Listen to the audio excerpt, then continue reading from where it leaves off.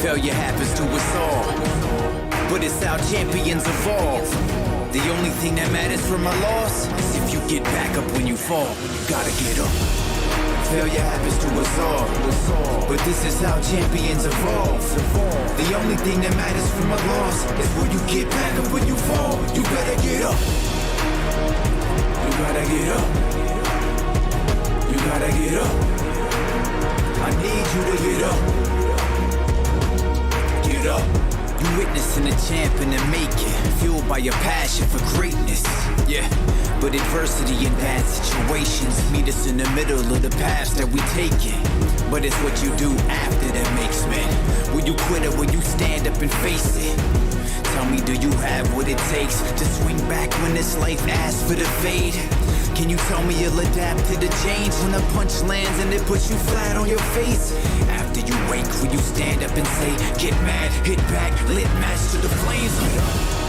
Failure happens to us all, but it's how champions evolve. The only thing that matters from a loss is if you get back up when you fall. You gotta get up. Failure happens to us all, but this is how champions evolve. The only thing that matters from a loss is will you get back up when you fall. You better get up. You gotta get up. You gotta get up. I need you to get up.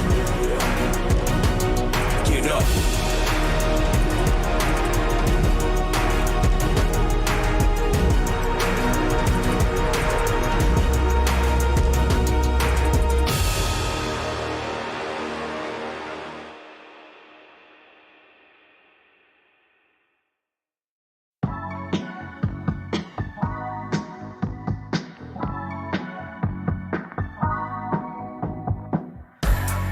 Icy boy with diamonds on my frozen soul.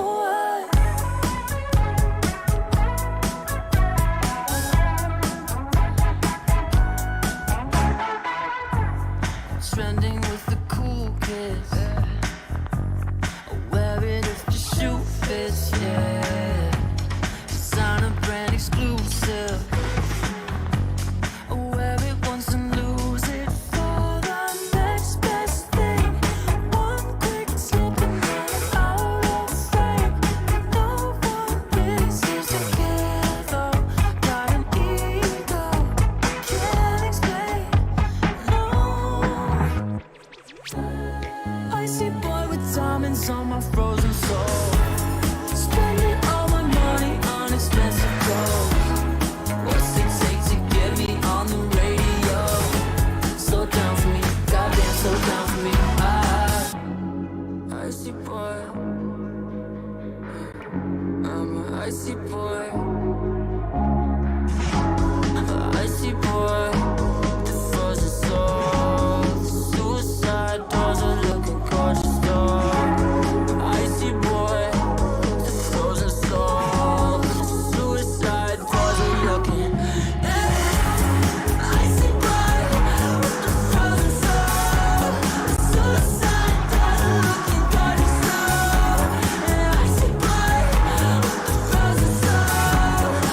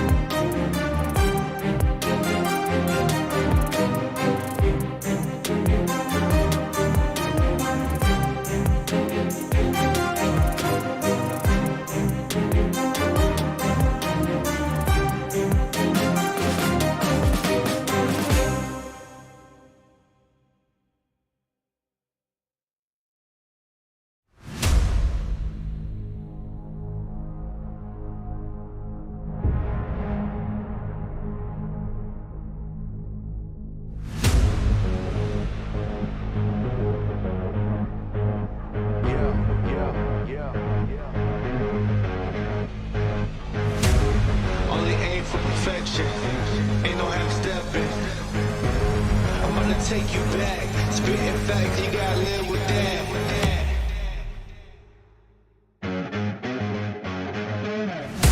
Who got it? Who want it? No problem. We mob it. Who got it? Who want it? No problem. We mob it. Raising the belly of the beast. There were days where I barely had sleep, but I had to work more than competition. I can't live like the opposition. Living everything I dreamed of, doing everything you think of. The way I work, I'm on the brink of doing everything you dreamed of.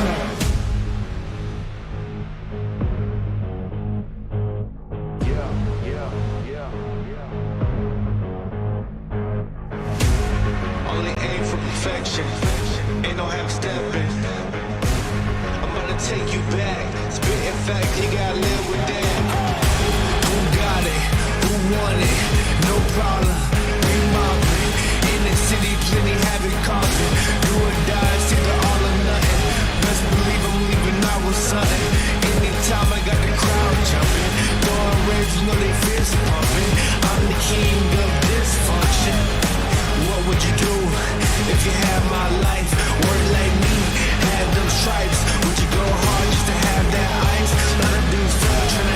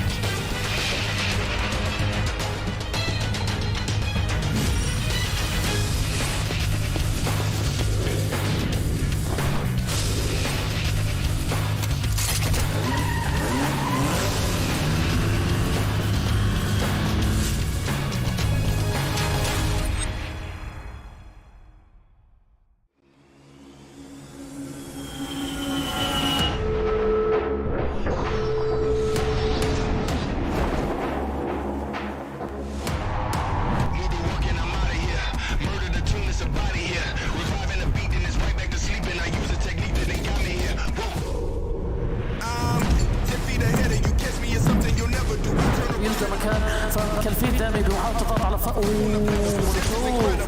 بالفعل روب المخطبوط العراق موجود معانا ليخلص بالفعل تواجد الاي سبورت بعد تكسر الوضع تاع اوبا حاليا على غير لوحده بصراحه الوضع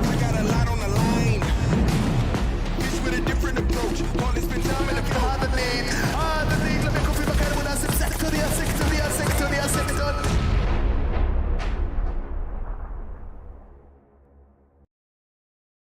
Welcome here to the second day of the second Super Weekend here at the PMPL Arabia Full Split. My name is Highland Wolf. If you're just joining us, we have a fully packed day of action here. 5 games for our top 16 qualifiers at this Super Weekend so far. If you want to get in on the action and let us know who your favorite team is starting off in the beginning of today, do so using the hashtag PMPL Arabia and get involved in the conversation on YouTube, Facebook, or also on TikTok, letting us know, as we say, who's your favorite team? Who are you rooting for? Who do you think can get the chicken dinners today? But it's not just myself. Highland Wolf, of course, on the desk today. I'm joined once again by the beautiful Monica. How are you doing this? What will be the start of our weekend here?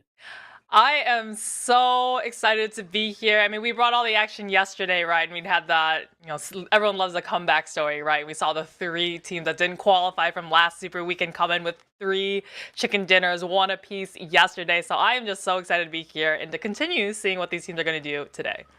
Of course, we have, as we say, our 16 teams, but if you're wondering how they got here, well, we have to check out a bit of the format, of course, Monica, too, where, of course, our teams fought through the weekdays, and now we're in the Super Weekends, where our top 16 are fighting for 5 matches each day, and we're going to be fighting, as we say, for 3 days each weekend. We are on the second day, if you're wondering, and how that will equivalent to the finals, well, what the teams accumulate the points over our 3 Super Weekends, then the top 16 out of all of our 20 come through to the final, should I say, where there's going to be 6 matches, Monica, across another 3 days of action. Yeah, we are on the second Super Weekend out of 3 Super Weekends in total. So some of these teams, they've been here. Majority of these teams have been in both Super Weekends, accumulating a lot of points. So we're really keeping a watchful eye on those teams that qualified last Super Weekend and didn't make it this weekend, right? And then the ones who were here this weekend. So definitely a lot of opportunities. I love including 20 teams into this. We're able to see so many players, so many more teams than just the standard 16, and a lot more levels of competition. And of course, we are fighting on a long haul tournament here this time, Monica. And we check out the calendar for what will be, as we say, in our second week of competition. It is the 1st of July, should I say? We're in July now. Yeah. Can you believe it? And we're going to into our 3rd week shortly after, where, of course, you have to keep in mind, Wednesday, we won't have that break day. So all the teams going to be fighting through 5 days of action before at the end of July this month. We will have our finals across the 21st to the 23rd of July, where we will crown our PMPL champion. We're going to see that mental endurance come out from some of these players. So not having that day off, like we mentioned yesterday, it's going to be the long haul for them, that kind of marathon next week, Jake. So, I mean, I'm ready to see these teams and how they can keep up.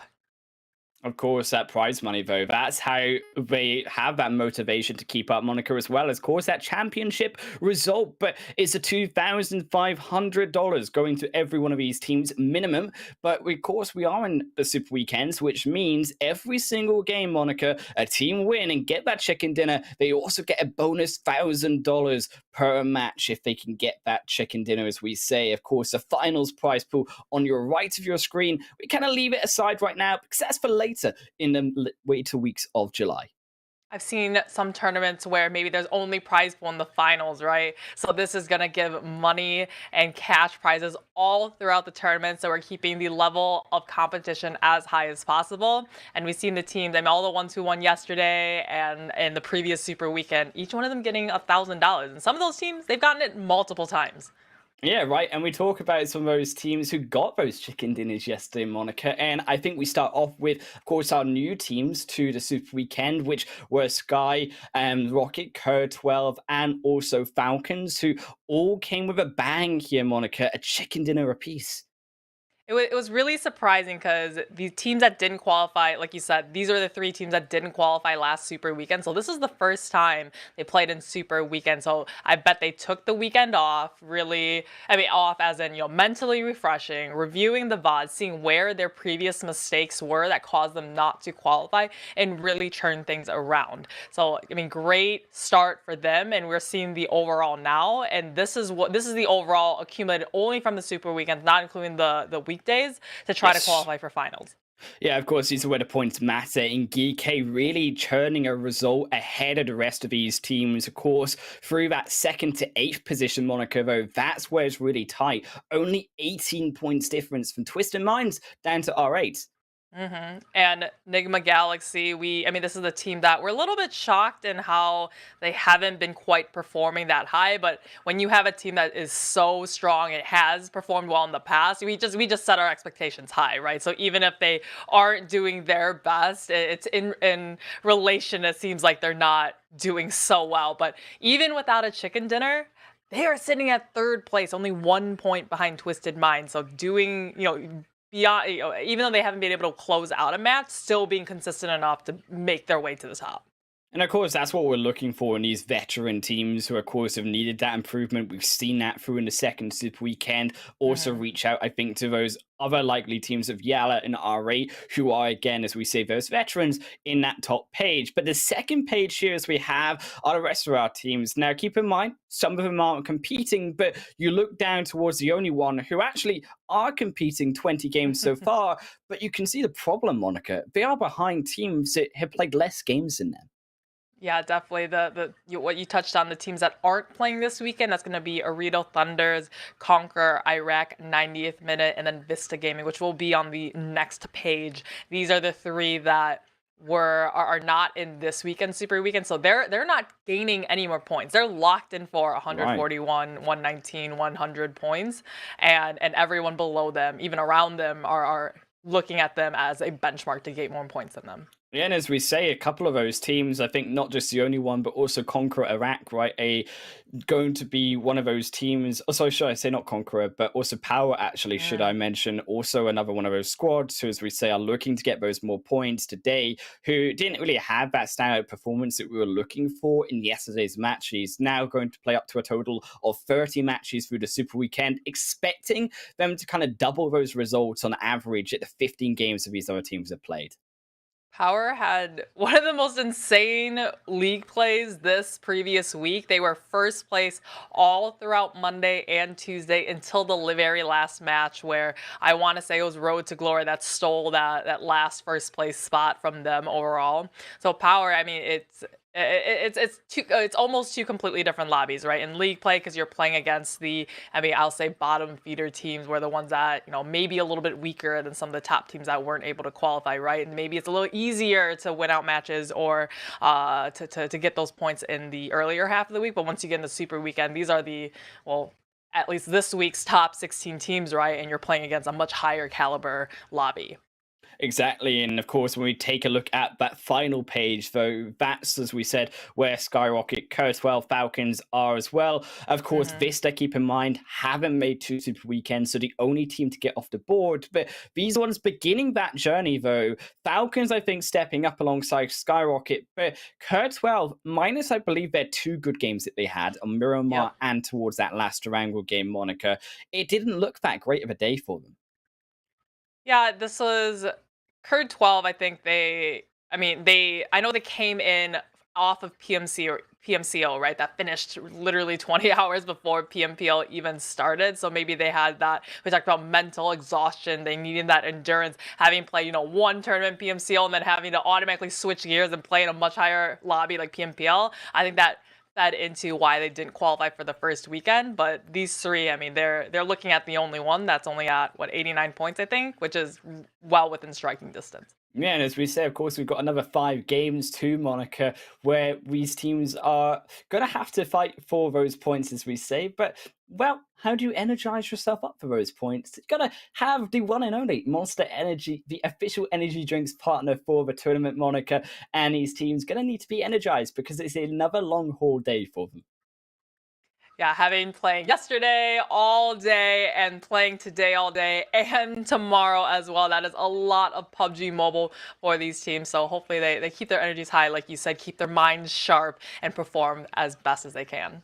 And the psychological aspect as well, in terms of that mindset, as you said, that must also strain on them because now not only they've been playing one weekend, but they're halfway through the tournament, Monica. They've been playing a lot of games. And does that affect them from a mentality point of view?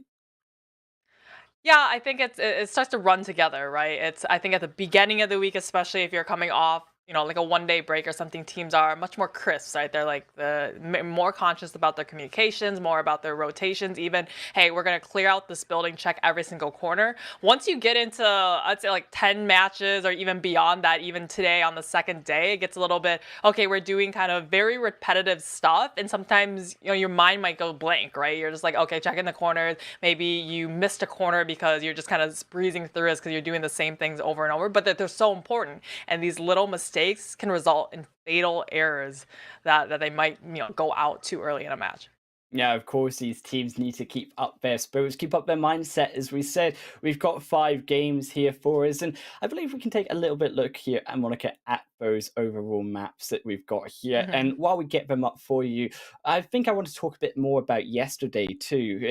There we go, we've brought them up as it will be our Erangel sandwich. But to note, of course, back as we said yesterday, these teams definitely had a lot of change when it comes to the overall results. I think Miramar definitely changed a lot of these teams' perspective, considering that actually this week so far, it has been very straining. It's been a lot of Erangel, but also a lot of Sanhok for these teams. And that's definitely going to create a lot of strain, as we said, on that durability of those mindset of teams. Yeah, we saw teams like Road to Glory having a just completely dominating first part of this week during league play. And I want to say it was because Sanhok was really, really one of their strongest maps. And we saw that, instead of, last week we saw Erangel, Miramar, right? No Sanhok during league play. But this week we saw, we saw two Sandhawks, I think the first day, 3 Erangel, and then it was flipped where it was 3 Sandhawks and then 2 Erangel in the second day. And I mean, they did so well then. They got 2 chicken dinners on Tuesday, and they did phenomenal the last game of Sanhok as well. And they even won yesterday's Sanhok too. So, I mean, everyone is just, if you're going into Sanhok, I'm like, I want to stay as far away as possible from Road to Glory. In Road to Glory, I think overall have looked like one of the strongest teams. But when we talk back, as we said, about that top 8, note to, of course, mention it, as we said, the second to the 8th position, Monica, only 18 points separating those teams. That's barely more than a chicken dinner. And we've already seen volatile standings from yesterday's series of games. We are expecting, I assume then, that these teams are going to change their results once more?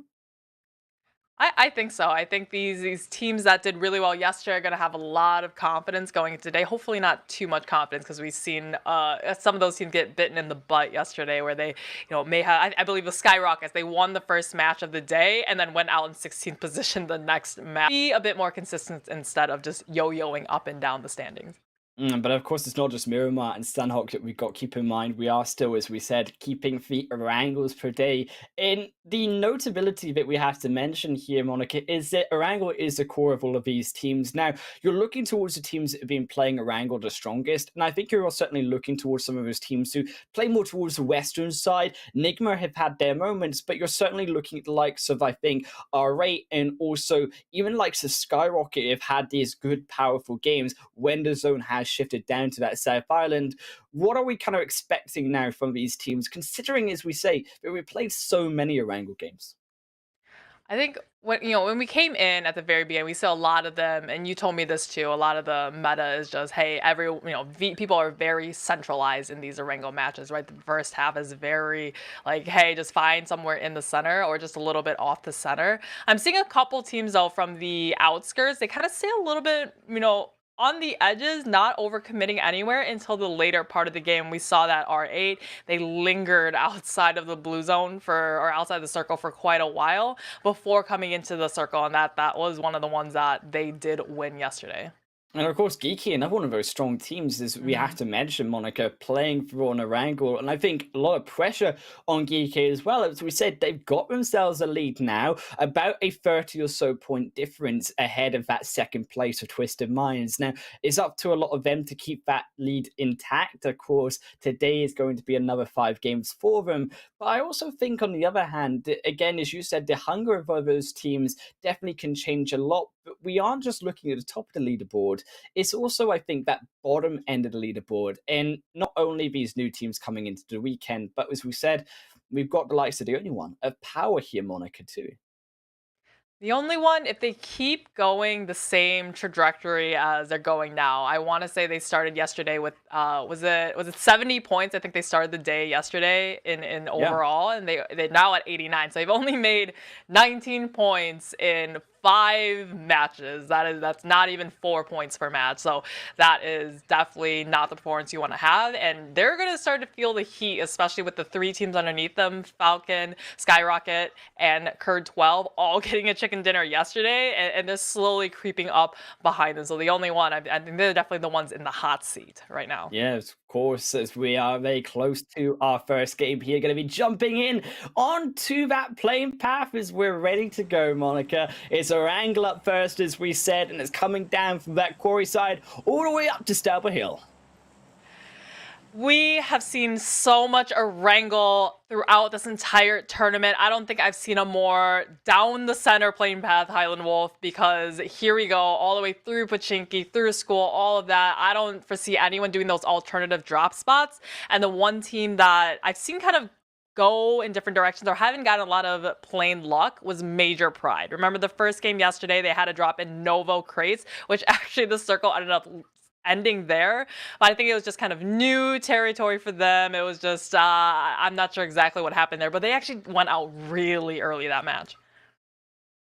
And of course, it's not just, I think, about the playing path, which has been a very focused towards the south side yesterday. Now also the middle playing path gives a lot of leeway, I think, to these teams, more so than we saw in yesterday's matches. Of course, Major Pride actually changing it up once more, as we said, going again to that northern side. And I actually think it's been the changes overall this weekend have been so interesting to me. Not only Major, of course, switching their own spot, but they're also R8 back downwards in towards that Primorsk side. And even now SKYROCKET, who had chosen to go as the only team still towards the South Island, whereas that has been opened up more with some of the teams that aren't playing this weekend.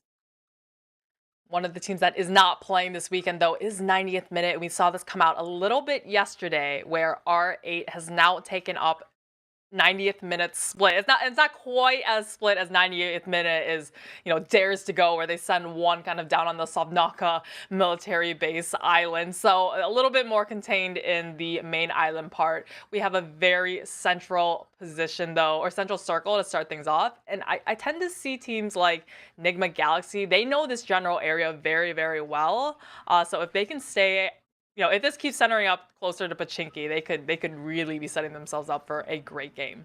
And that's the other half of it, though, Monica, is it NIGMA, they are a very passive team, and I think even more passive coming through this season. They often actually do let a lot of those teams around Pochinki bypass them and get a better position in Gatka before actually NIGMA do. So NIGMA playing a lot more slow, steady pace of a game, and I'm curious actually now that they're sending a lot of those 2 players inwards towards that Potato Hill very early. So a difference made by them potentially looking to try catch out a lot of rotations, maybe some more information of what these other teams around that farm area are actually up to.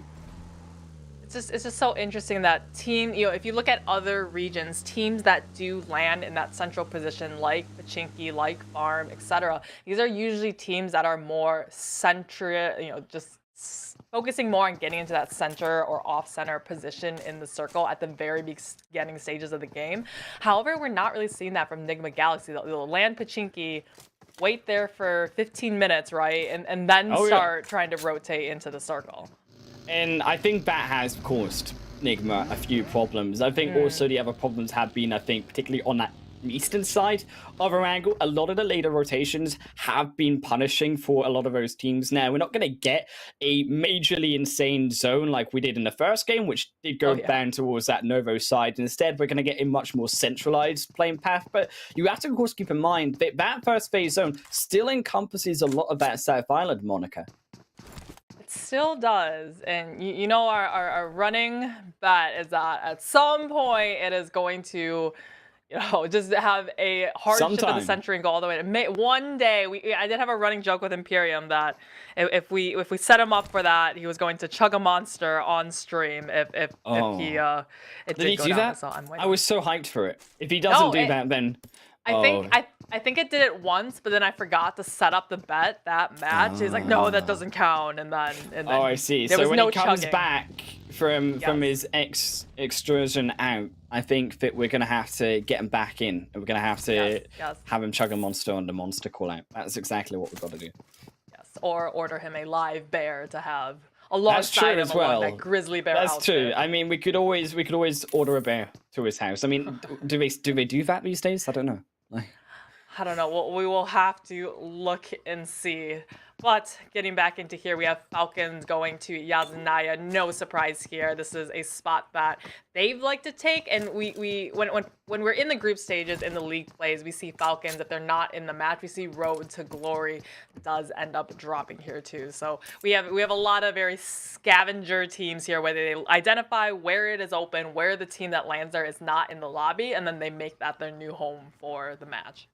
And also interesting that a couple of these other teams have begun to try create a bigger space of information for themselves. Now, Triple, also on the lower end of the map, have now moved up towards that kind of outside of Ferry Pier in towards Pachinki side, following along that coastal line. So they will have information of teams coming from that Pachinki area, like Twisted Minds are doing, also now like the Only One are doing. But it's, for the most part, a lot of quiet beginnings for these first phase and these teams. Is SKYROCKET currently looking at them down on that south side, and I think SKYROCKET, one of these teams, Monica, that have a lot of leverage in terms of where this zone goes, because again, we've seen them not only utilize that western bridge, but also the eastern bridge has been utilized by them before, and it's all based on where that zone really goes. I think SKYROCKET's there identifying that, you know, there is a possibility it could still come back to the military island, so they're going to stay there for now, because you don't want to commit across the bridge too early for it just to come back. Now you're rotating twice across a very dangerous bridge, so whatever you do, try to isolate it to only one time that you're putting your players in such a dangerous position. Right now, though, they're still just kind of looting up, Pride over, shifting into the hospital area, still looting on up. They're just on the edges of the circle, but I know they are well aware there's nobody who loots in their general direction, so they're going to have a lot of time, a lot of free, at least they're not going to see anybody for the next couple of minutes. And on, of course, on that northern side, we do also have the likes of YALLA. Keep in mind, RTG also making their rotations through. The Only One taking a more scenic route, though, on the south side, have now taken up that very peninsula on the coastal line, which I like actually by the Only One, because it's setting up, as we said, for that possibility that the second phase could again shift down to that South Island. So the Only One taking a lot of control. The only arguable issue that I say that the Only One may have right now is that other teams may look for his position too. Now, Twisted Minds could do the same. Also, I think NIGMA are another team that tend to go down this route if it does, again, second phase go down towards that side.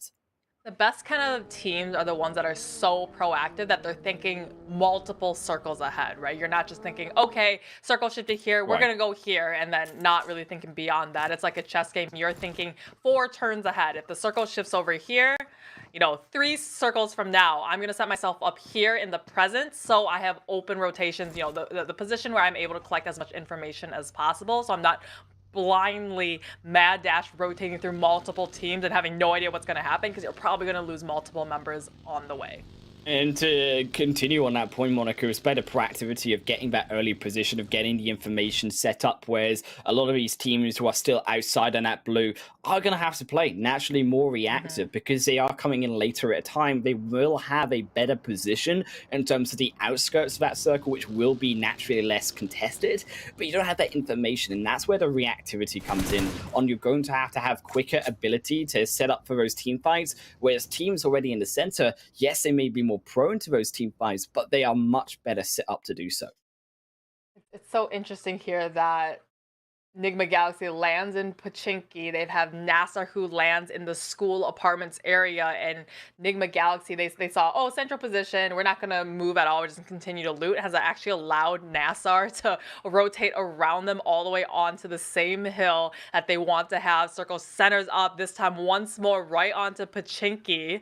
So we're going to have that massive city in the middle. We could have another crazy city finish potentially, and you know that ends in just absolute chaos, especially with how uneventful the beginning of this first game has been. I don't think we've lost a single player yet. That just sets it up for such a more action-packed end game. But I'm hoping, though, that these teams, Monaco, they don't go for Pochinki right now, because we are, of course, only in that second phase. So by going into Pochinki, these teams would lock themselves into a city, would lock their position where they can't actually react to those next zone shifts and come back out of the city, because naturally teams will be around that location. So I think for teams like NIGMA, it's good to kind of get a position outside of the city, where you're looking at maybe if you're not on the outskirts and getting a great position such as Potato Hill, well, you can still get the church position of Pochinki itself, still get that high ground there, or also on the opposite end to the farms on more of that eastern exit to Pochinki, also again lifts up to that high ground of the hills beside it. So having an outside position, much more valuable, where you can make that rush down with your vehicles if need be, but you can also avoid that city if it does shift away phase 3. Where NIGMA Galaxy is sitting safe by Pochinki, we have a absolute cluster in the farm area. How many teams are in this general area? Everybody wanting a piece of this one. 4K now losing one. We saw them in the vehicles. We saw them just kind of driving around with no sort of destination in mind. Their GPS must have lost battery, because one has blown up now, and that's going to be the first casualty of the entire match. Still only one lost for now, and it's already 10 minutes 11 into the game of O. It looks like Rad are in some trouble as Kerr12 are full sending it in, but they have one low member. Rex will not know this, so it goes back behind the edge of the wall, but it doesn't hide them from the bullets of Kerr12, and they will take down the elimination anyways.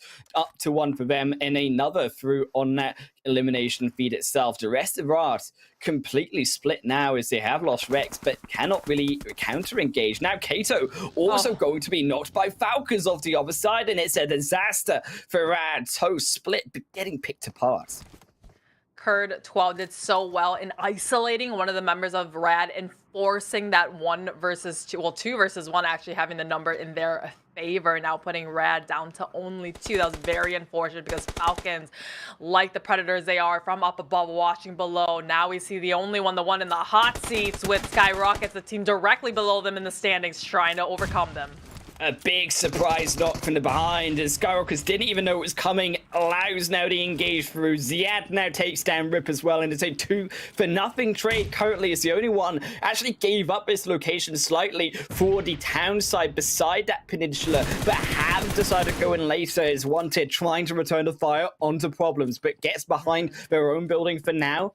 Nade should go wide as well, as NASR taking down POWR in the elimination feed too. Going to be in the blue set. This is where Conqueror would be if they were in this lobby.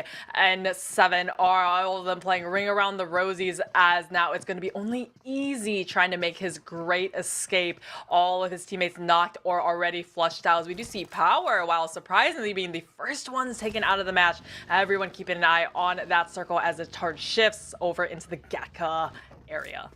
Very good though for Easy. Will now have the zone go away from the current fight, so as much as they will lose the rest of their entire team, SKYROCKET maybe can salvage this with a solo player and look for those placement points. Of course, Easy gonna get into the zone pre now SKYROCKET, so will have that advantage for themselves. And you're really also looking at the other hand now of can SKYROCKET survive, but can also these other teams coming in make it into? Because you are looking at a later rotation teams now, Triple making it further in, and is the only one who spent so long here trying to have a position inside of that south side for that fight. They actually now give way to the likes of Triple, to the likes of Rad stepping into that zone before them. To the delight of NIGMA Galaxy, they've had NASR now taking a fight with R8, one of the victors from yesterday. NASR jumping over the little broken wall, getting the knock that he needs, finding a second one, and just stopping his shots as they runs just inside, trying to go for the flush as well. But, I mean, this is a lot of information to try to interpret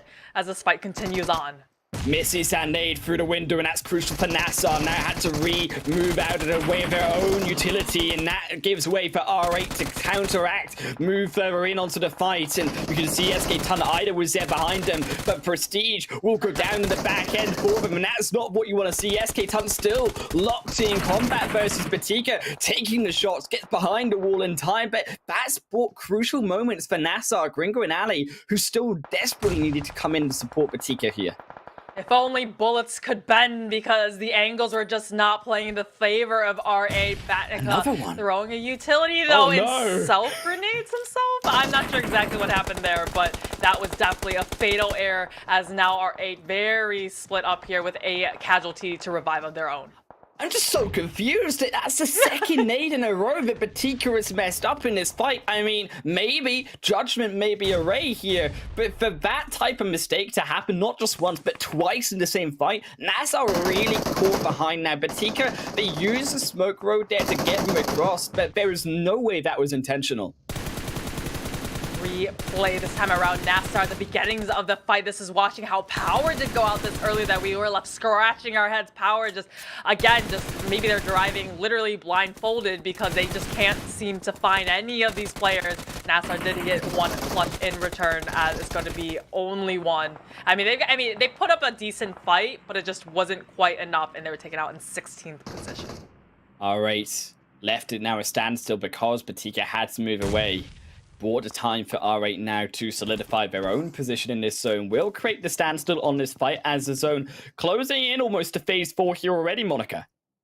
Phase 4 already. NASR, the saving grace for them was Triple Esports stealing the attention away. And Highland Wolf, this is the second consecutive time the circle has shifted up into that GEEKAY northwestern side of the circle. Here we do have Kurd 12, the only one. Hazim on fire and running around the shack, but the only one. They're the ones that we were hoping could make something of this match, and they're going out way too early now.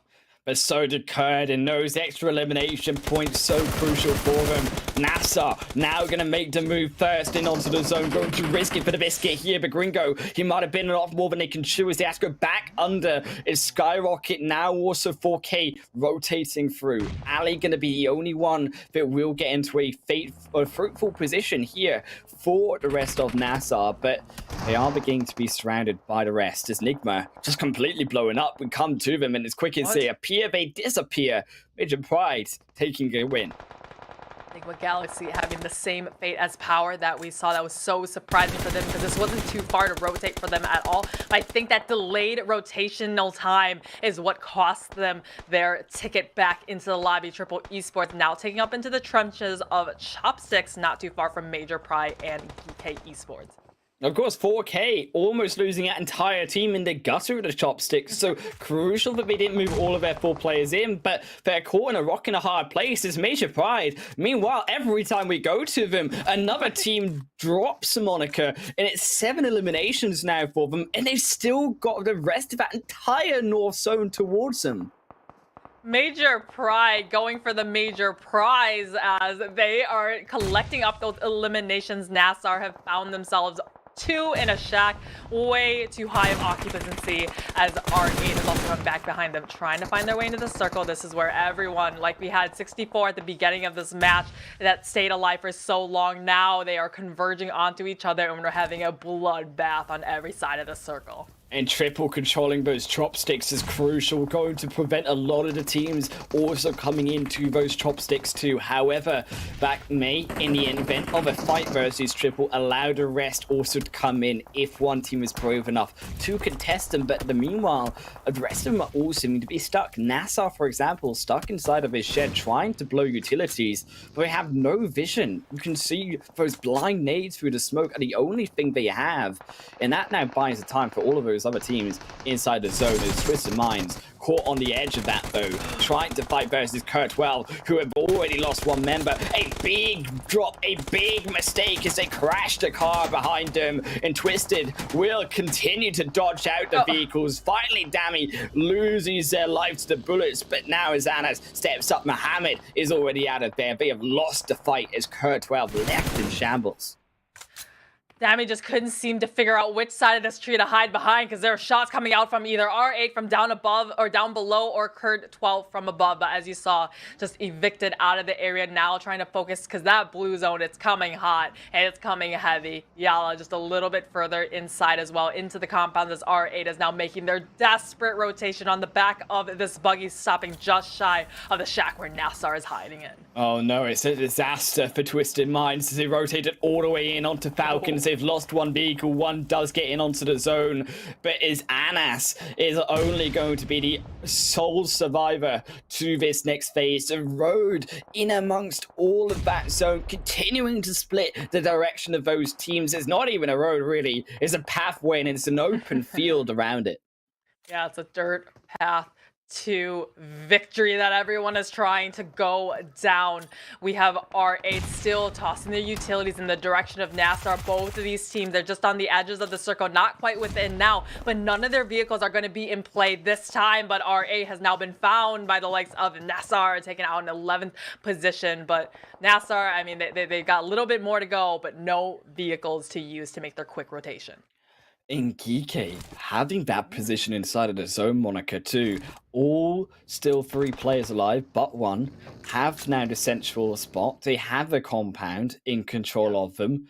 What can they not do right now? Triple trying to navigate their way out to the gutter, of course, on that map B2 are going to create a struggle, but the SKYROCKETs, they've been found, they've been spotted away by RTG, who take the single elimination, will find a sole survivor. But what can they survive off of it more so, is they have created that noise and everyone looking around them. Seen a little bit of nervousness from SKYROCKET, because he definitely potatoed those first couple of shots that ended in his demise. Now NASR finding themselves any little nook and cranny in this completely open field. GEEKAY focusing their attentions onto them, but NASR, I mean, those vehicles were about to blow anyway, and that's exactly what GEEKAY did to them. And that's the difficulty. You see how quickly, if you get caught out trying to rotate in on this open zone, that's what it ends up being. It's a quick drop. There's also Falcons going to lose their own vehicle. You saw the explosion. That's going to cost them, because they aren't quite really in a position in this zone to contest. They're still in that dirt path. It's going to be very open. So as much as those smokes protect them from now, you can see the shots coming through. Never Alone dropping will be eliminated through as casualties do begin to surface. Casualties all the way around. I'm not sure if any team besides YALLA still has their full man team as Satan. He knows the smokes are there. That giveaway that somebody's hiding back over there, just really putting on his binoculars and trying to find any little inch of YALLA that he can. Falcons to the right though, they're going to be peppering them from the side, so YALLA is going to be really stuck in this spot, unable to escape. And they've run out of room. The compound's gone away from them, so they're now left in the open. GEEKAY still holding up firm on their own shack, though. And it's a beautiful position. You can see getting those eliminations, getting those knocks left and right. It's GEEKAY on the victory path from the elimination feed. But Major Pride also up to 10 eliminations, and that zone goes up north towards the Monica. This is a big shift as they have now a compound there into their grasp. GEEKAY still have one building there of their own, but it's much less a powerful position.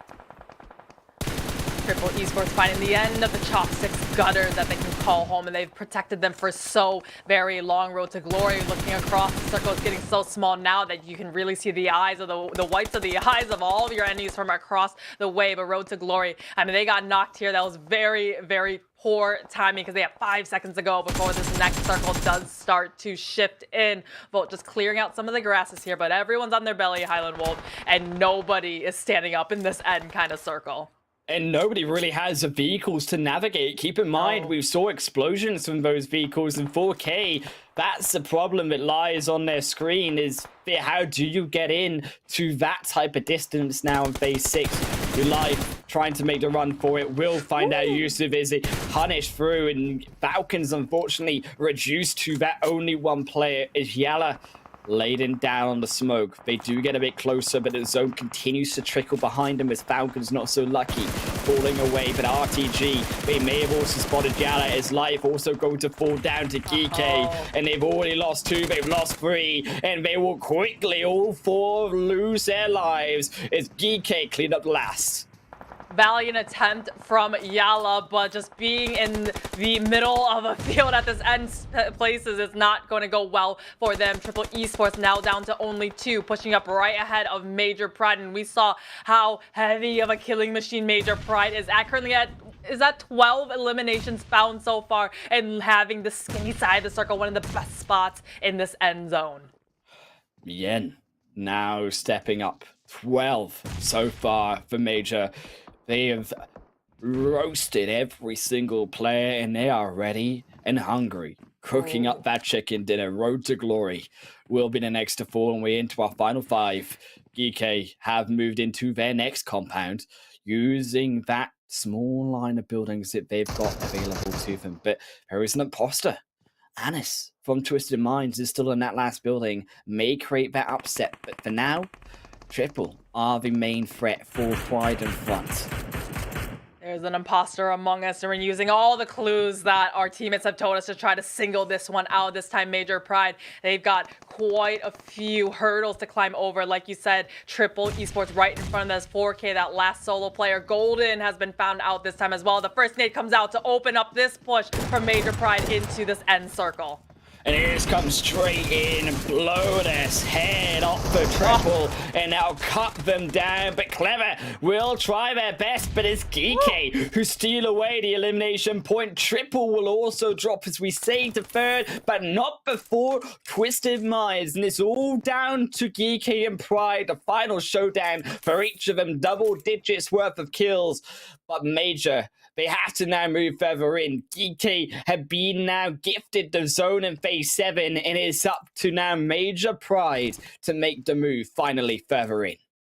GEEKAY has the advantage of having that kind of more area of the circle to rotate across. I wouldn't be surprised if one sent out wine. That's kind of their bread and butter, cut off the angles of Major Pride and keep them stuck in the corner outside the circle. We have Gaith up close and center. He's our entry fragger up onto the little watchtower, having that little vantage point and giving the information to the rest of his team, while on the other side is going to be Yen doing the exact same thing, trying to met it out, but the play zone's the one to put him down, and everyone is aware of this in the kill feed. That's a big shift, though. They lost now their third man, down to only 2 solos either way, and Gaith should at least find one, unless they can punish through their own. They have found Gaith indeed, almost bring them down to asunder, but for now, they still keep themselves up, and the healing may come forward. Now Zatan stepping in to try relieve the pressure. Gaith going to dodge out there, and they barely missed on the edge of that foil wall, but for now, Guy's still alive. We'll be able to chuck through another nade in front of Milky Way. Makes her own step further forward. Steps out of smoke. You can see for a moment, and that does reveal the position. And you can see the nades being immediately bombarded down to the position of Milky. He was trying to choose his poison, either the grenades or the blue zone, and for that split second, he thought the blue zone looked just a little bit better. Satan, he has been sent out wide with the flank to try to cut off. And Major Pride, they're stacked right on top of each other. Only one angle that they have trying to take this fight against GEEKAY, as they're slowly running out of anywhere to hide. They're all on their bellies at the mercy of GEEKAY Esports. It's a beautiful flag. Satan, as you say, this entire time has been sneaking behind the backs of Major Pride. They do find Gytho. Finally, they find the elimination knock that they do need. But the zone is still a problem, Monica. In 20 seconds, with now Satan in a position, Gytho will be revived. And I don't think there's a utility there to stop them. Major, they're trying to send it full in. They're going to use a flank of that hillside, but I don't think it's going to be enough. They lose one. Their Ragnar finds the other, and GEEKAY score first blood in a chicken dinner battle. That was just a matter of GEEKAY had the cover, and all Major Pride could do was just a desperate. You saw them 2 in the open, 1 stacked up on top of the other, trying to just outgun the other 2 right next to him. But it was just that little broken down car that really made the game for GEEKAY Esports. So our #1 team on the overall standings has been pushed even higher after this first chicken dinner today, actually. Yeah, GEEKAY now going to be above that 200-point mark, Monica, making leaps and bounds for them as we check out those match rankings to see exactly how many points they did win. It's 28 in total, but equally matching those elimination points were Major Pride, still garnering for themselves 25 big ones.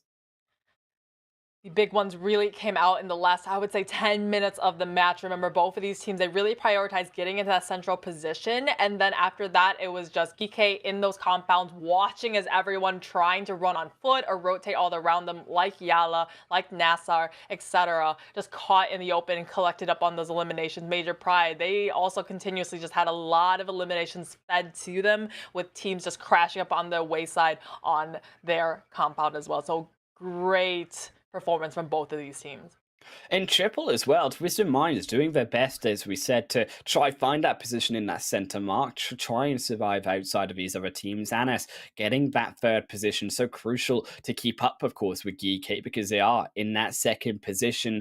And, of course, Road to Glory, YALLA, NASR closing out that first page of the leaderboard. But as we check out the second of that page of match rankings, Cur12 getting those full elimination points were beginning to look strong, but did just get caught out a lot like the rest of these teams in that second page. Falcons also the only one alongside them. NIGMA Galaxy just continues to surprise us, and not in a good way. This was a circle that I was really expecting them to do really well in, landing in Pachinki, having it end just on the other side of the hill, right in the Gatka area. And I think they just took a little bit too long to rotate. I want to say it was towards the 10, 12, 15 minute mark when they finally let the vicinity of Pachinki to rotate in. And then I believe they were caught out by, was it Major Pride that took them out of the lobby?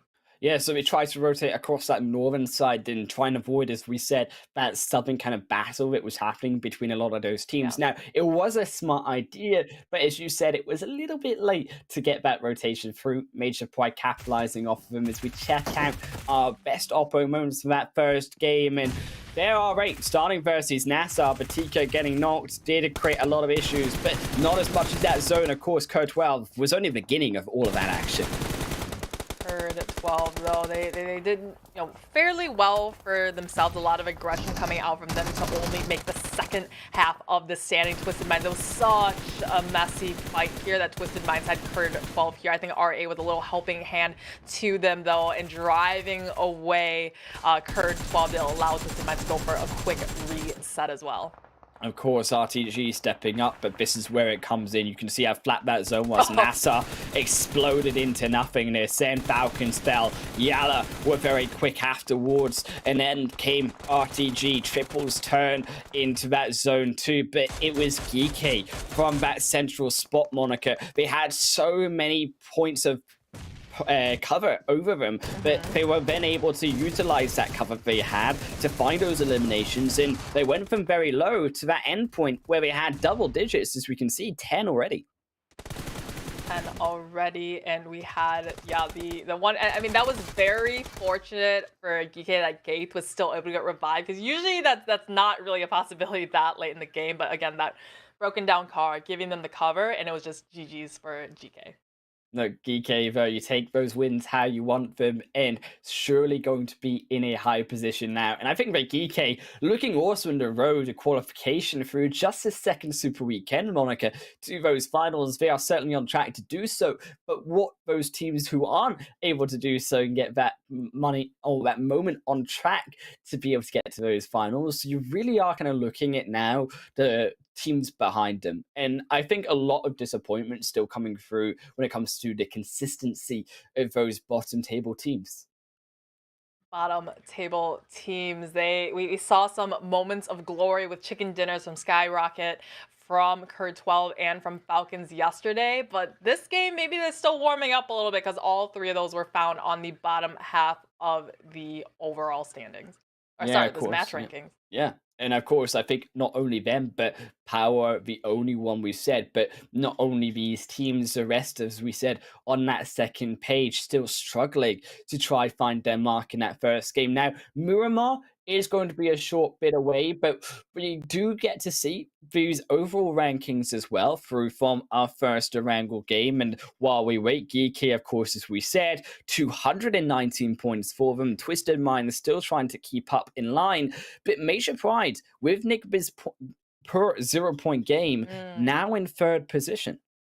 Remember, before this match, NIGMA Galaxy was in third place, right? They were 1 point behind Twisted Minds. And while GEEKAY did win the match, Twisted Minds, that was in second, they did finish in, I believe it was third place or so in that match. So both of these two top teams soaking up a lot of those points and preventing anyone down below from getting it. So with NIGMA Galaxy going out with 0 points, nothing found, it allowed Major Pride YALLA to climb up above.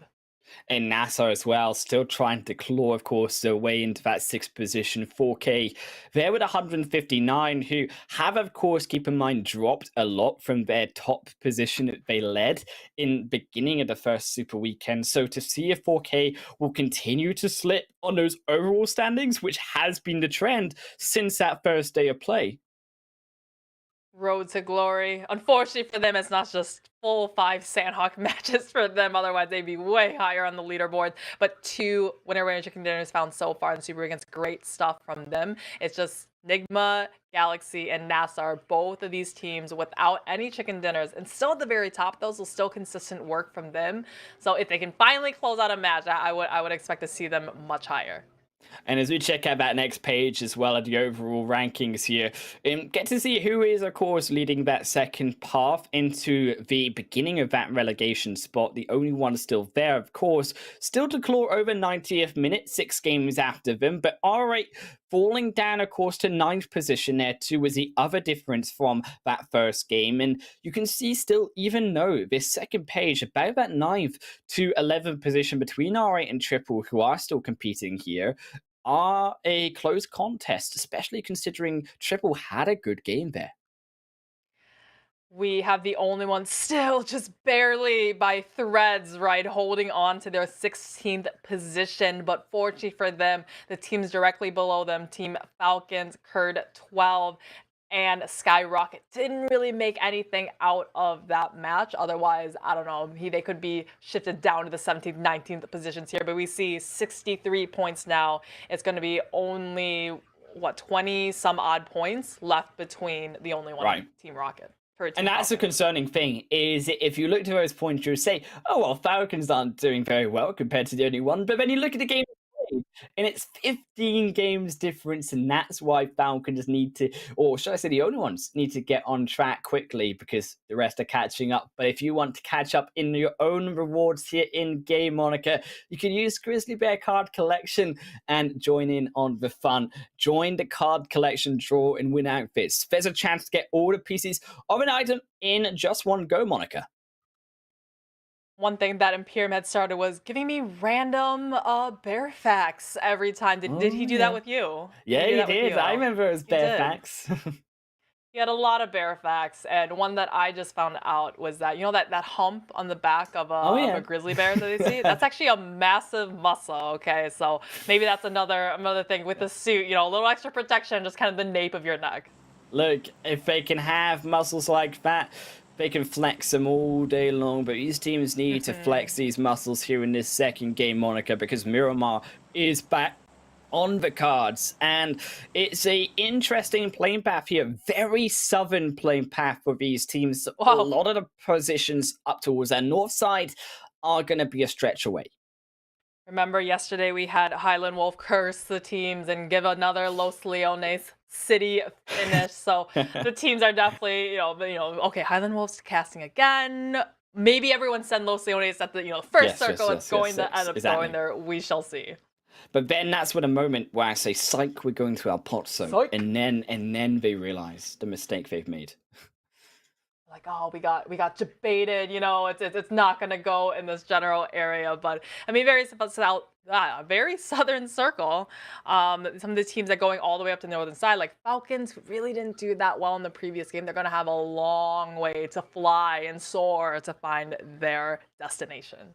Do you know where I've never seen those? So I've never seen two places so far in terms of positions. I'm not sure if we'll get them in this first phase, but down towards Minas del Sur and Oasis are the two locations that I've never seen. We're not going to get them this game, but the other point that I really like about this zone is that San Martin is the dead center of it, and Picardo there too. So you actually see teams like GEEKAY now going to position over Picardo as well, which makes that kind of interesting change of their own rotation, but also the possibilities we said, those high hills of San Martin and that main road that goes backwards towards the west, there are those hills on the north side of that as well that again teams can utilize to really capitalize on other teams coming on the road and be able to punish them with all of that information in those high hills ground. Yet as that first circle pops on up, we do have Los Leones in it, Highland Wolf, so you're not quite out of the woods yet. The teams though here, they especially as an IGL, you just really have to keep in mind, where do all these teams land? How do they rotate in the first circle based on where that first plane path was, where that circle did go? Because there's a lot of open ground in Miramar. Where can you actually move with your vehicles without being shot at many, many times and potentially losing a player? 4K, we saw an almost, Falcons and 4K landing pretty close to each other just on the north side of Mikado towards Graveyard. So just missing out on each other. So no immediate fights yet. Gonna be, I think, a quiet game for now. I don't expect too much to happen here. Now, Falcons rotating up shimmerably towards this Graveyard side. It is already taken up by one squad for now. It is a change. Now, Falcons used to be one of those teams that focused primarily around the Picardo end, but instead now you actually have GEEKAY here who are taking that position up. And that may also be to decide that you have players like Ragnar, like Guy, who I know for sure Ragnar did play on YALLA previously. I can't confirm 100% Guy, but I do believe he also played there on YALLA. Correct me if I'm wrong, chat. But that kind of players where they've gotten used to that location and the previous team, they have that knowledge of that location already, and that's perhaps why you see GEEKAY make this change on one hand and try to also continue to go to the same location. I think GEEKAY is one of those teams that really has their style, their rotations, their just kind of brand locked down, because GEEKAY, they always land in that central position on the map, whether it's Erangel in Razak, whether it's Miramar in Picardo, or Sanhok in Bootcamp, right? And from there, they really know how to rotate. And this is, I mean, they're the #1 team in the overalls right now. And I think they just really know how to play, and they figured it all out, unlike some teams that maybe at the bottom, like Herd 12, that are still trying to, find their identity, find their play style. So GEEKAY, I think, is one of those teams that you can just really always count on to have a very, very great and consistent performance. And as well, when you look towards the rotations of this zone now, a lot of these teams already have begun to make that road trip all the way up to their own locations that they do enjoy more so than that south end. And I think that does do a lot of changes towards the rotations of teams already on that south side. Now, for teams like Herd 12, for example, also SKYROCKET's down here, triple on that south end, not going to have to worry, because as we say, for now, a lot of those teams have made those northerly rotations. But coming into a zone later on could cause some problems, because teams, although they may have had a later looting phase, will be better prepared to have a northern phase shift. And it's very much a change on, does this zone continue to shift north, Monica, and affect those teams who have made those early rotations for the better, or are we going to stick towards, as you say, that south side where Los Leones could be in play? Triple Esports landing down into Puerto Paricio, they like to have this a little bit of a split, right? They know nobody goes in this general area, so they can more confidently spread on out, having two pushing down further onto the coastlines, while the other two are right within the dock cities of Puerto Paricio. Triple Esports, they finished out in 3rd position last game, finding those trenches of Chopsticks and Erangel very early, and then staying there undercover while everyone was erupting in firefights all the way around them. NASR, the only one. We saw a scrimmage between them in yesterday's Miramar as well, and those red rocks just north of Los Leones. This could be setting up for the sequel. Still, all of these teams going to solidify their position for now. Gives us a bit of time, I think, to talk about those teams now. Twisted Minds, I think one of those squads who really have shown that Miramar, again, is their strong suit. Currently around really that Monte Nuevo, La Leala side, so won't be in contention too much again of these other players, but it's intriguing that the usual rotation that Twisted Minds do tend to make here, coming up more so towards either that Los Leones side, or if it is a northern zone, up towards, again, that northern route, does kind of make it a bit tricky of their rotations. And that may also be why in this season they have struggled, because you see a lot of those teams focusing on the roadside towards Hacienda, as we potentially said, but then Los Leones also has the same problem, where teams, again, trying to centralize around the cities, block out these later rotating teams, and it does create conflict later on for those final teams rotating into the zone. We like to see teams that set themselves up to not overcommitting to a certain spot. For example, overcommitting to a city, say it does land on Los Leones, right? Going to the center of the city and just, to our deaths, we will hope and pray that the circle keeps coming over here. But if it shifts off to the city, I'm really out of luck, because there's so many other teams on the edges or on the outskirts of the city that are, preventing me from escaping or leaving the general area. So teams like GEEKAY, I mean, we always highlight GEEKAY, but I think they're a prime example of knowing what to do, always being flexible, and always thinking a couple circles ahead and having options for themselves no matter where that next circle goes. And I think it's important to note as well with GEEKAY is that though they are a new organization, they are 4 veteran players when it comes to the PMPL Arabia. These players have all played on other teams before in previous seasons, but it's, I think, the formula of all 4 of these players together, which has really struck to their success. And it seems already that so early into their career as an ensemble together, that they know how they want to play, and having that ability to create that synergy so early on certainly helps, no? Absolutely. And Satan, he used to be in Rad Esports. He is, I think, arguably one of the best in-game leaders in the entire region. A lot of people commend him for his intelligence. I know he's such a big jokester. I know that's gotten him in a bit of trouble in the past as well, but I think having the smarts like that, and then having a fragger like Gaith that can really back up those rotation and those fights, is just turning this team into one of the biggest super teams of this region. And I think people also forget that Ragnar, Katana, I mean, Katana is that support, but also Ragnar, again, another one of those core fraggers to the team. It just seems like a completely star-studded roster that has really worked out in their success. You can see it so far, number 1 on that leaderboard, but as the zone will decide where we're going to go, it does continue to shift down towards that south side in Los Leones. It's a chuckle from Monica, because Monica knows every time Highland Wolf casts, it seems to go down towards Los Leones. Maybe we should just ping all the teams and be like, by the way, Highland Wolf is casting this one. Make your way to Los Leones, because it's encompassed once more again. Remember, yesterday's mirror is actually on the southern side of the city, and this time it's hogging that kind of north half. Still, a lot of the position on that northern side still in play now. Graveyard, you've got the San Martin, Picado Hill still available. I suspect there's going to be a few of those teams utilizing those further parts of the zone. But as we said, Los Leones still is a city in play. And a few of those teams may decide to go in there currently. Those teams, I suspect, more from the south side, like Triple, who have made their position already actually on the outskirts of it, on that more eastern entrance. using those hillsides to great effect for now to block out squads like NASR, later teams rotating in, and it does actually create a lot of problems. As long as Triple can hold his position, as NASR do seem to be aggressing on top of it, then it actually forces a lot of the teams later to make a rotation to the western side, which is a lot more volatile and getting in onto the edge of Los Leones as a whole. Grenades coming out from Clever, giving NASR a bit of bad deja vu. Remember, they got 1v2 pieced by some grenades yesterday by the only one this time. Triple Esports, though, finding these opportunistic angles and actually taking NASR down to only 2 left on their feet.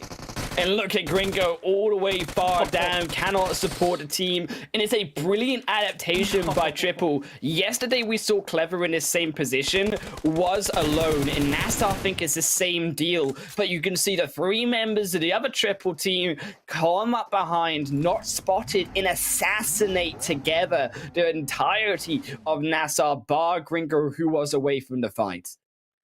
That was within... I think this was very NASR, just what is going on right now, because that all happened within the span of probably 2 seconds. And YALLA, they're also one of those top teams, I believe, in 4th position right now in the overall standings. They heard the fights, they smelled the blood in the water, and they want to come in third party and get a piece of the cake themselves. Still, a lot of these final teams, as we said, rotating in. Maybe more successful in NASR potentially here. YALLA taking a slower approach, of course, as you said, had heard the shots. But again, more of those teams on the northern side, like 4K, coming around that La Bendita Hill. You don't need to come in on this western side, which is a crucial thing we have to remember here. Or on the east side, should I say, of Los Leones. The north is actually just as potent of an entrance in. And you can see teams that have that leeway coming through from Graveyard into La Bendita, and then using the information from these points to come in across those northern hillsides and be able to have a slower rotation in, utilize those crates to the north of Los Leones to make a more safer rotation in than potentially that of the more open west eastern end.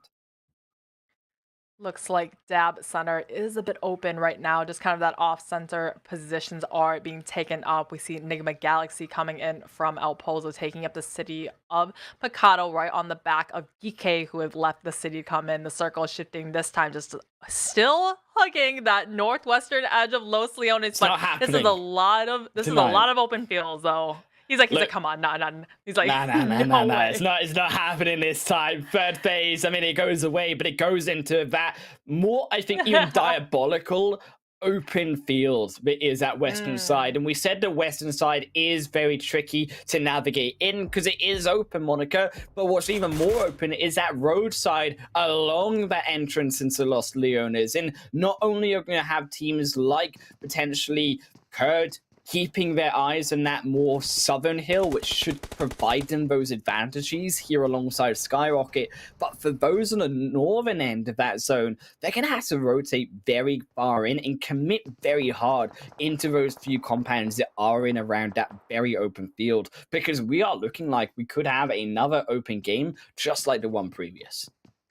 The way this circle is turning out to be, like you said, a lot of those roads for those teams that haven't made it into the circle yet, and they're gonna have to dive bomb it into a position.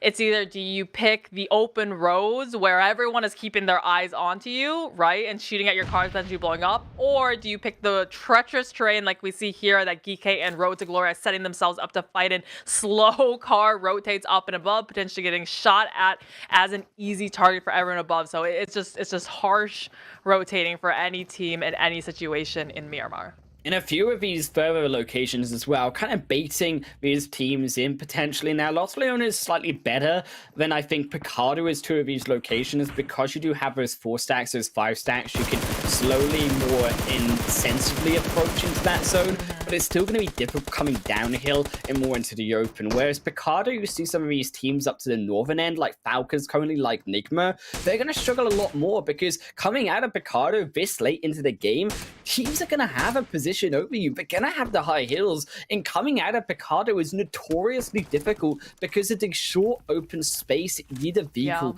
to navigate away. Because if a team does have that position on the hill, it's so easy to be able to pick off squads below them. 4K getting picked off now by Rad in this little tip that they found, but a grenade blows up in Golden's face as Deshaw. He's throwing another one, cooking it, throws it just a little bit off to the sidelines, but trying to go for a flush, trying to get yet another knock while the rest of his team is mobilizing. They're sending their way to the front lines of this fight.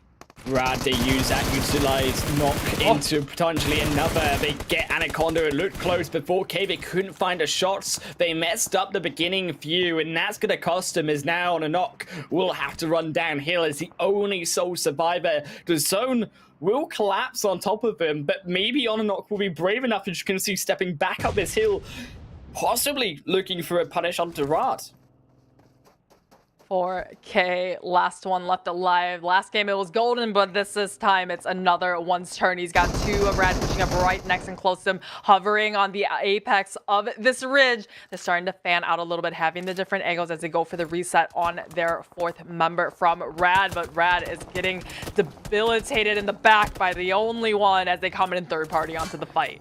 And crucially here, 4K gets themselves in between the ridge, but now look at Kaito on the other end, spots them out though, 4K, and will find one, but it's Rad who finishes off with the last player, but they've lost numbers. They're down to one. They will get the revive surely here. The only one cannot punish behind the rock, but when you look at the zone here, more importantly, it's gone very far away from both of those teams on the eastern end, and they both equally now have a long journey in. If not for the only one playing spoiler into that fight, I think Rad could have still had all four players left alive while collecting those eliminations. Curd 12, the ones that were doing okay the first half last match, but now needing to get those points back as they watch from Pride. Such a heavy frag team looking to third party onto this fight as well. A lot of the teams already have committed a position here inside of this phase 4 moniker. And for now, teams have found a position which also doesn't create conflict in amongst the secondary team, minus, of course, the likes of YALLA, right, versus Curd 12, who are coming in from that southern roadside, which is going to be naturally more tricky because of the more open space the south side of the zone does involve. Now, Curd 12, you can see trying to make those flanks. YALLA as well, very spread out here with the two players initially. Now bringing it back together, are able to focus up one of those enemy members of Curd 12 and will force them back for now. The only problem for YALLA is that they still can't move from their location. Major Pride still look over them, so for the meantime, they are certainly hoping for a zone that's just back down into the south side, because it may relieve some pressure from the rest of these teams rotating back in on towards them, or even better, a zone that actually shifts them towards the northern end for these southern teams, because then Major Pride and these other teams move first, and that then creates space for YALLA and Curd 12 to also move. It's so hard for these teams to actually reset in Miramar. You can see no grass, no foliage to camouflage into. What are you going to straddle a cactus and try to revive your teammates? So this is so hard. We see this full man team slowly, not slowly, actually very quickly losing their players, as now Triple Esports looking over the crest of the hill and trying to find the rotators on 5. The only one. All these teams caught into the blue zone, and it is doing so much damage. And this is a problem, right? The zone does the work. Problems still tanking. It will eventually go down with time. There's no space to heal. SKYROCKET find the third one, and Ziad's the only one, but they did do enough damage potentially here to Triple, who are pushing in. But SKYROCKET are also there as a third party. Rips here to play and turns push into pieces. Is Clever now is the only one here alive for Triple. Does have a position on the edge of the zone, but quickly that will be left alone as a rock, the only thing viable. Wanted now will fall, but can Clever turn this? There is a low member here. Rip won't have the time to use a first aid kit, will be popped down even lower, but so will Clever. Buying the time for now SKYROCKET to push up, coming in together as a duo. They need to make this work through Easy, but as Easy will find the shots first and finishes off Triple for the fight. But Major Pride are all too here as the fourth party to punish now. Quickly SKYROCKETs to the tomb as well. We have seen this come out so much from Major Pride, where they just know their timing. They know where to position themselves. They hear the shots, and without hesitation, putting themselves right in the front line to kind of get those eliminations. Now, Nomi getting the numbers added to his tally, currently at 3 eliminations himself out of his team's total 7, as YALLA taken down back into the lobby. So Major Pride, they were tied for top frags in the last match, and they're showing up now this time around. Curd 12 finding the likes of Twisted Minds on the opposite side of the circle. In a big uplift for Major Pride, a second mega elimination game for them, is Twisted Minds really struggling inside the smoke and the dirt here, as they will be picked apart not by Major Pride, but now by Curd 12, also on the flanking end. Anas, the only one remaining, has a tree to themselves, will try to utilize them. Good nade, potentially over the wall. But Curd 12, they seem to have gone further back, and it will miss for now. Curd 12 now also alerted to the position as they mobilize, but only into Major Pride's arms, as they will find themselves knocked. And Major Pride doing more work to the only one, as they will also find themselves eliminated away. Curd 12 trying to avoid a solo, but find themselves with RA, but Twisted Minds. Anas not letting the opportunity escape out of his fingers, as now he's going to be hitting the deck, laying prone onto the ground as Curd 12 lands a shot onto him, but they have bigger fish to worry about, and that is going to be Major Pride up above, just laying down the pain on all of these teams below. RTG trying to use that solo smoke for GEEKAY. Have eyes all over him as well, and that northern end, you can see that height advantage through from GEEKAY is so powerful. Twisted Minds, Anis will also fall away. Bring is down to the final 7 as Geif continuously looking, finds out J9, looks for the shots, and J9 gets back under cover, but RTG, they're stuck inside the blue. No one can really harass the positioning of GEEKAY, Major Pride, any of them, because they've got the high upper ground. This time Curd 12, they're out of time because the blue zone is coming in now. It's going to wipe them all out, as R8 is also under fire from NIGMA Galaxy on the other side. So we've slowly gone down to only top 4 teams, and these 4, they're almost all 4. Actually, they are. All 4 of them are full teams. So we have a 4v4v4v4 to end this Miramar match. And it is realistically, though, NIGMA who have such control of that zone. It's gone all the way over to them here on this phase 5 point.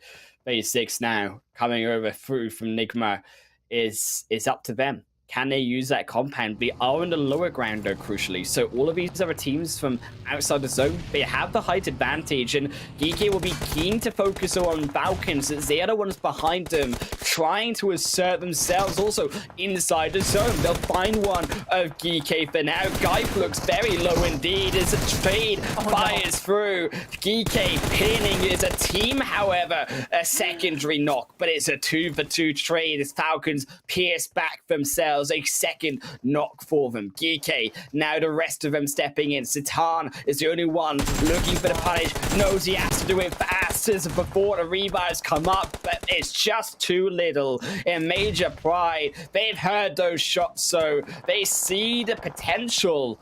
But Falcons, they've got the ridge to them. The nade goes wide, and Falcons may just get the revives off.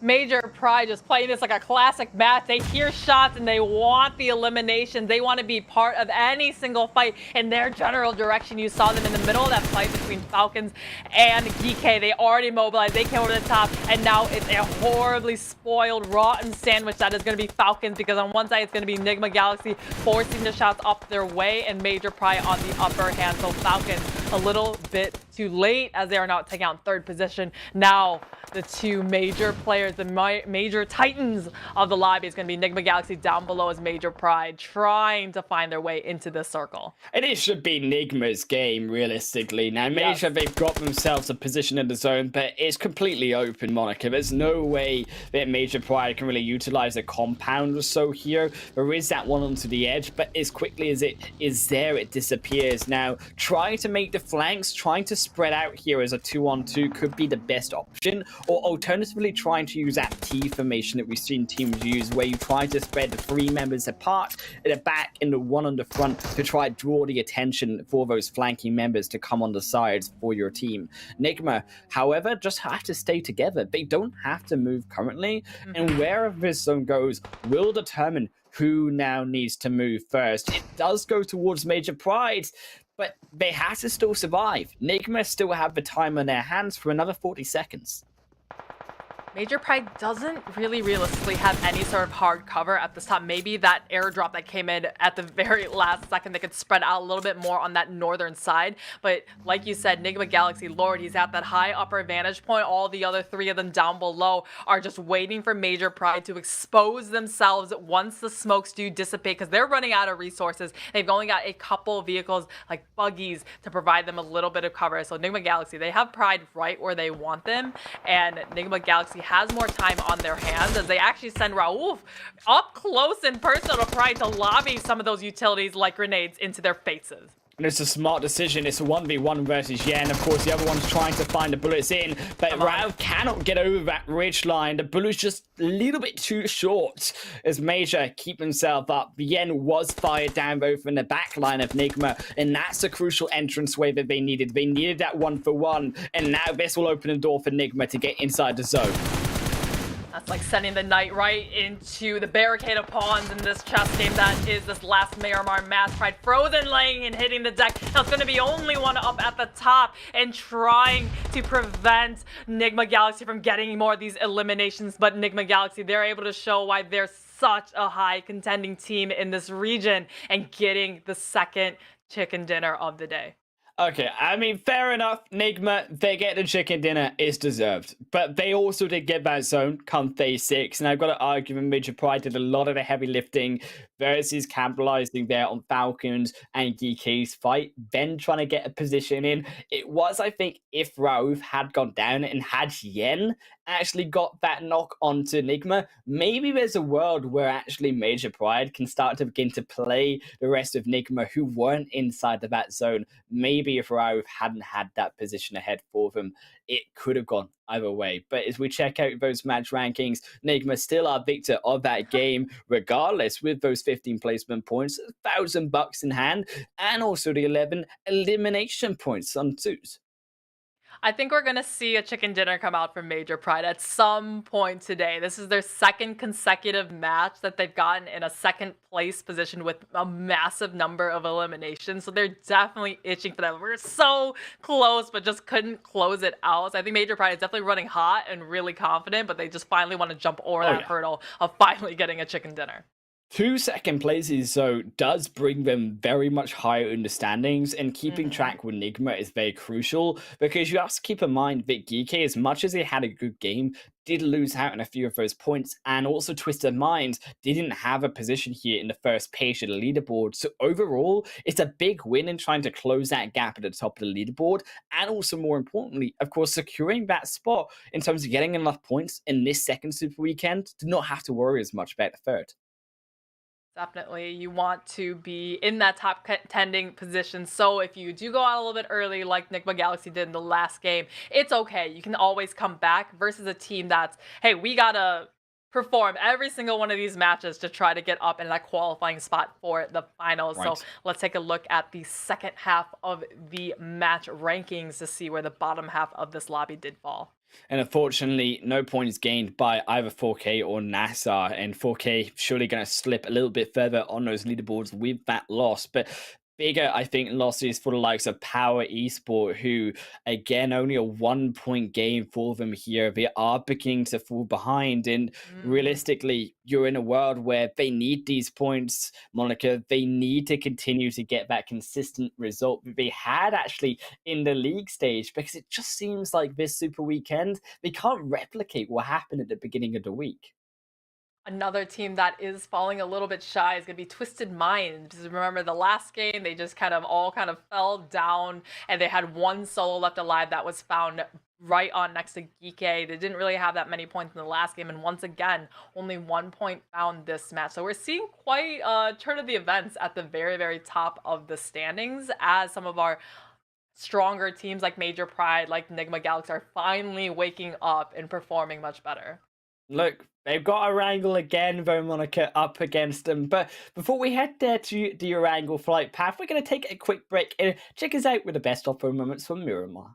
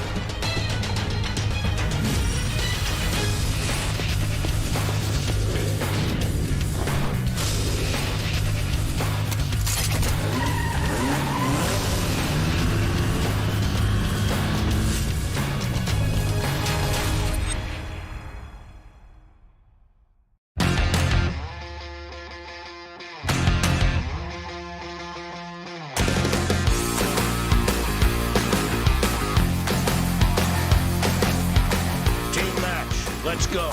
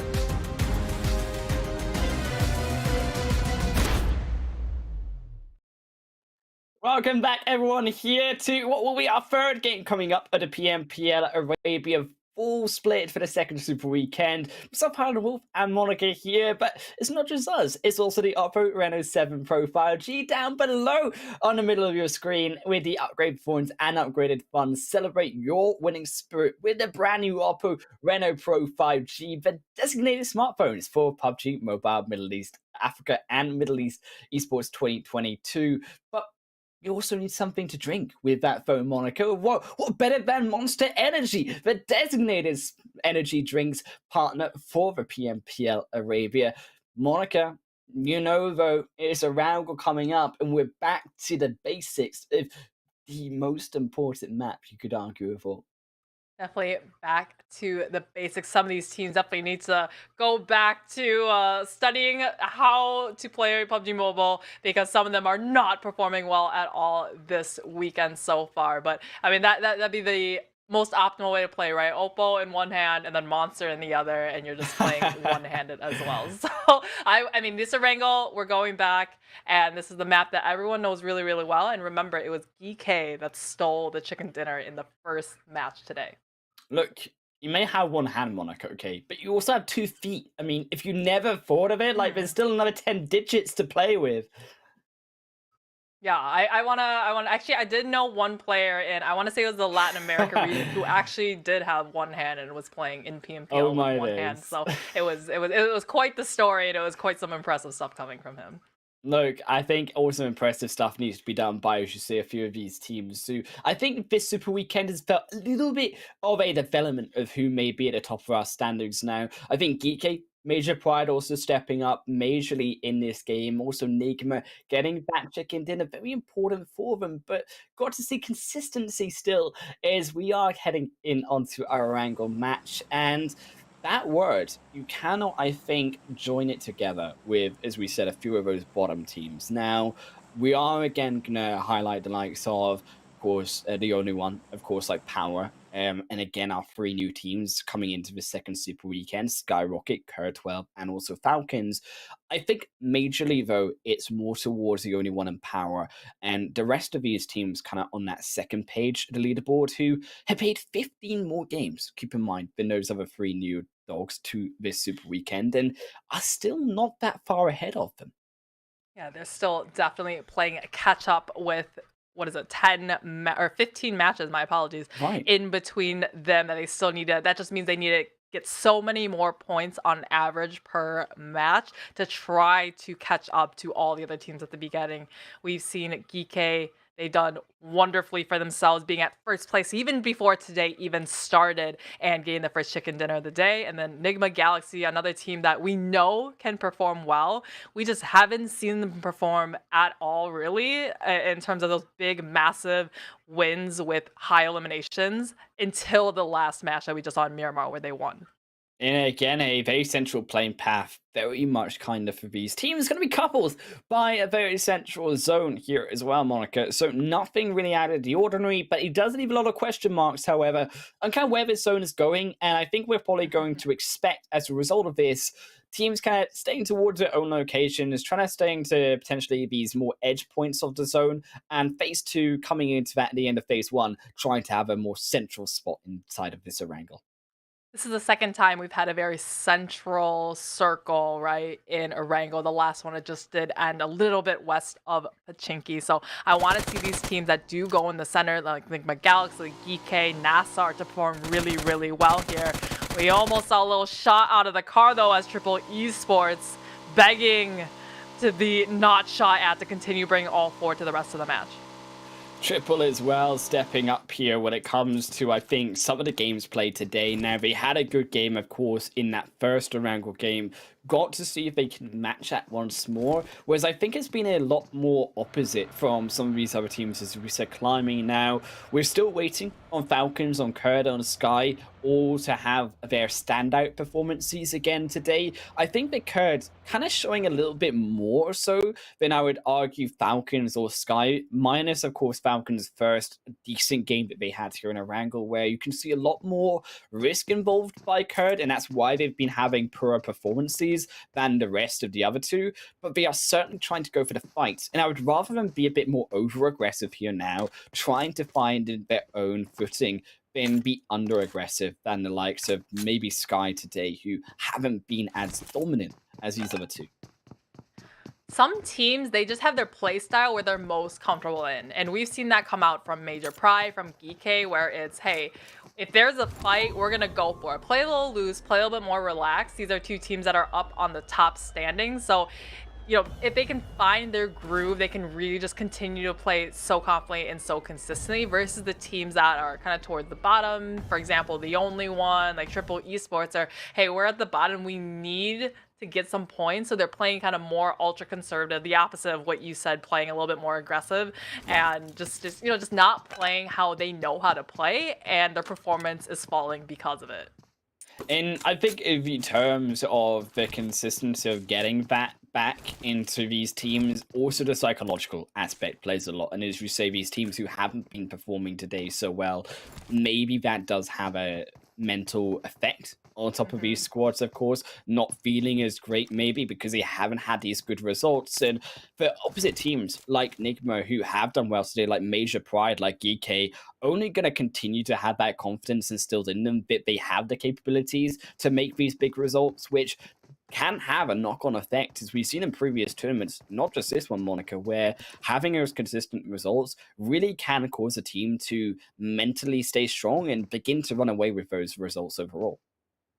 Once you get that momentum rolling, like you said, it's easy to keep it rolling, right? And we see these teams, anybody could keep performing well while their team is playing at the top peak, right? If you're, hey, we just came off the back of a win, all spirits are high, everyone's kind of joking, very relaxed play style. But it shows those kind of more veteran teams, the ones that are more mentally strong, to not just self-implode and just, you know, hey, we just lost 3 in a row, we need to come back. But you know, everyone's not mentally there. You know, everyone's quiet, mad at each other, mad at themselves, and there's no coming back from that. And I think, again, when you talk about the veteranship as well, not just, I think, the mental state of having those wins, it falls onto, I think, more the teams, how much the players have played together with the past, but how much the players have played together in tournaments before. And I think that's something that certainly when you see, well, new organizations like GEEKAY who have had their downsides, of Major Pride who have had their downsides too, still form back together with that veteran experience and say, well, we have the ability to do so. We've done so in previous rosters. We know that we can be just as good now if we put our minds to it. And it's all about making sure that you are ready and that you are prepared, Monica, of course.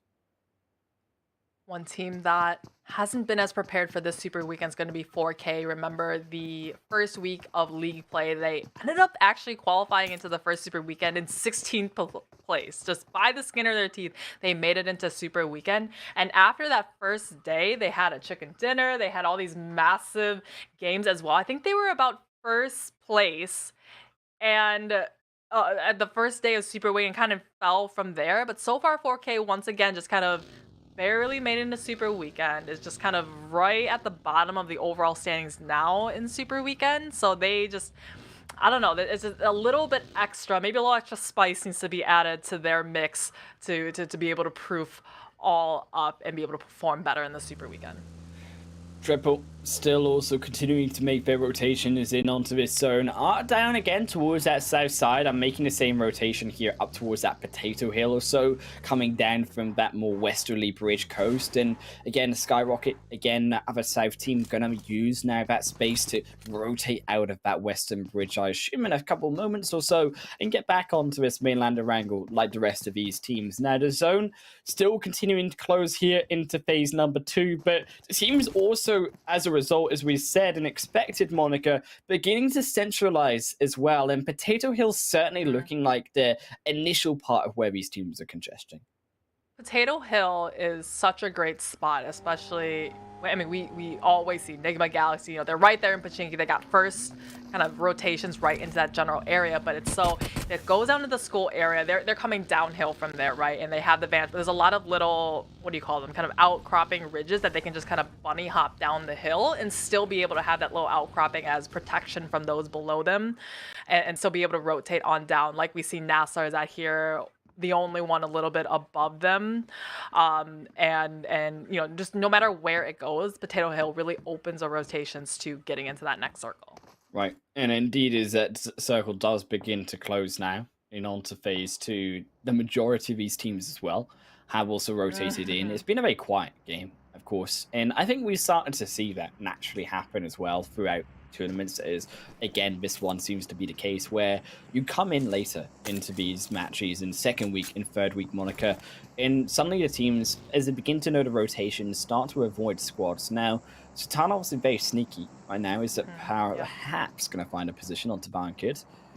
But no eliminations so far. Tabankid steps up though. Might be the first. There it comes. Just as I said we were having a peaceful game, Vankids, it will fall. Satan grabbing a lone person here of POWR, and it really doesn't help POWR in a position like this where they have been struggling for 2 games now. They're struggling again to get those points, Monica, and losing a player like that early on just really, really hurts them.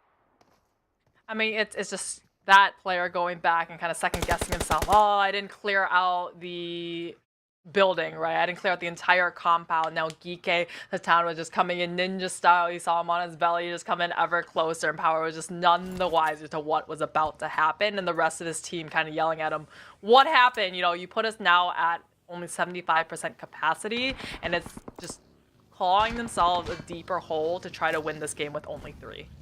Now, they have all come back together, and that in response, I assumed the solo of it fell apart, assuming that also potentially there could have been more GEEKAY members. So it was a nice quick rotation back as a 3-man unit, but they are still going to have a lot of pressure when coming across this zone. It is again begun to centralize, but the main points really that you can contest for are on that eastern side. It does help POWR slightly, considering that they won't have to worry as much, that teams won't want to focus on the more open space of Gatka fields for the meantime.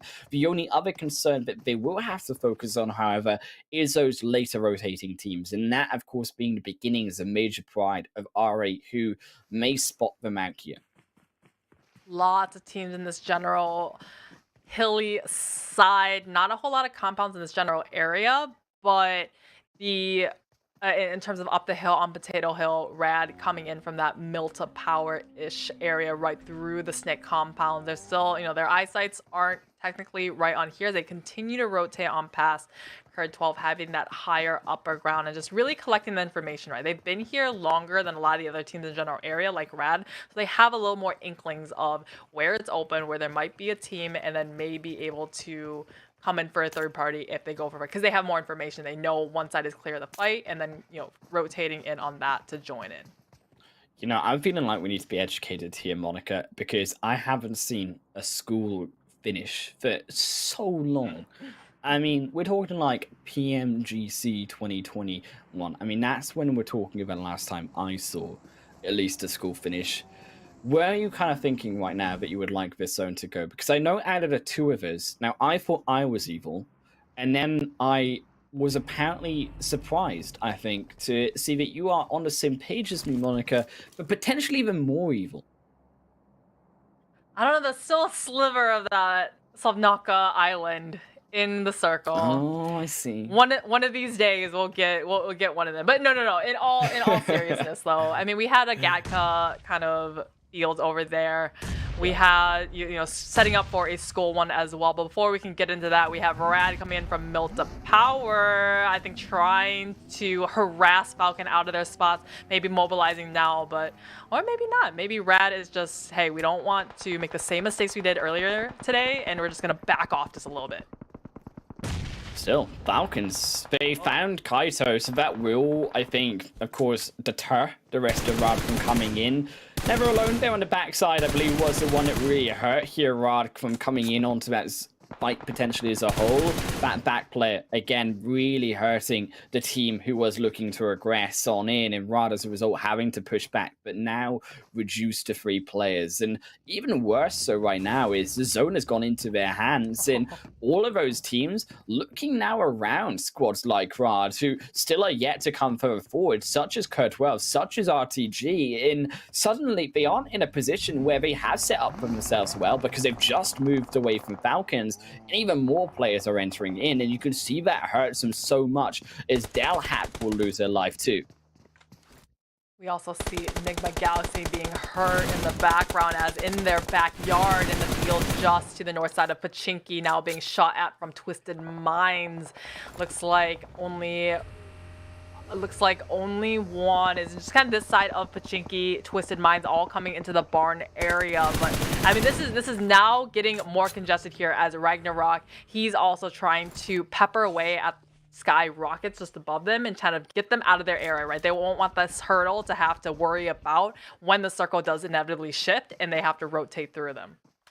And SKYROCKET, another one of those final teams to rotate in onto that zone, haven't been too aggressive for now, have found that one elimination, but as these teams have been drawn in closer, more and more fighting has begun to take shape. Falcons and Road to Glory all but together now, sharing their own location. The nades dodged out by Falcons, barely by time, Never Alone. You can see also the replay here, COR12, who did just lose all of their players. I mean, was that one vehicle? Was that one vehicle, Monica? Did I just watch that correctly? Did I just see a one vehicle play in PMPL? I mean, we talk about the mistakes of basics and learning, but I think we didn't take it that far, Monica. Man, what is even beyond the basics? It's just that someone needs to go and really just relearn this. I mean, these teams, like you said, is this in PMPL that we're seeing this? Because this is kind of season 1 kind of strategy. You need to get those vehicles first and then drive to your looting spot so you can bring more than just one vehicle into these rotations. But Falcons, I mean, they have their neighbors Road to Glory right on next to them taking this fight in this compound. Actually, not all of Falcons is in this vicinity, Highland Wolf, and they're going to be punished for this as they're having one casualty. And RTG all now centered up inside of Falcon's home. They found the entrance in, and Yusuf has been also wiped off. Foulful as well, knocked by the nade. Damar's already out of there, and it's Never Alone, being left all alone to face off with a full fury of RTG. Yeah, he needs to change his name from Never Alone to Always Alone, as Road to Glory is going to be pushing them out of the compounds. Now they're going to be just out on the wall side. They have a little overwatch on the back end side to kind of help them a little bit, having the angle, but it might be a little bit too late because that car is going to prevent him from helping him at all. And RTG just seeing in total control here, but Never Alone did at least keep themselves alive, but powerful straight back down again is now left for the pickings of RTG and Road to Glory. A glorious 3 eliminations held up for them, and Falcons, they keep at least tomorrow alive. I think it was, of course, the smartest thing to do, but it certainly didn't look clean. It was a reactive plays of trying to get away from RTG's fights. Oh, that was such a fatal error going on there. Falcons, one of the teams that won the last match in Erangel yesterday, and one of the teams that didn't qualify for last week's Super Weekend, now having a very rough start for this match. NIGMA Galaxy, another team that they should be doing so well, but we're at the 16-minute mark, and they're barely rotating in the circle after staying in Pachinki. So these rotations are just coming out way too late for a team landing in that central position. And a lot of those later rotating teams just seem to be really willing to come on into that central zone, which has ended up around school moniker. And I'm feeling all too happy about myself, and we get to see another school finish potentially here on these teams. And realistically, it seems to be those who in control of the apartments, in control of the school, will have that success for themselves, as NASR crushing down the ends of SKYROCKET. But they too will be in trouble, as GEEKAY really in control of this location. Coming further in is going to be a dire problem to solve. Is it September already? Because the circle's taking us back to school, and for some of these teams making a last-ditch rotation now, they're going to have to go back to daycare because they need some care after getting wiped out of this lobby. GEEKAY down below now taking up the school buildings after coming into the Rozhok, or landing in the Rozhok area. Everyone is sending these apartments, and we've seen these I mean, we haven't seen it in a while, but we've seen these type of finishes before, and it's just absolute mayhem and chaos.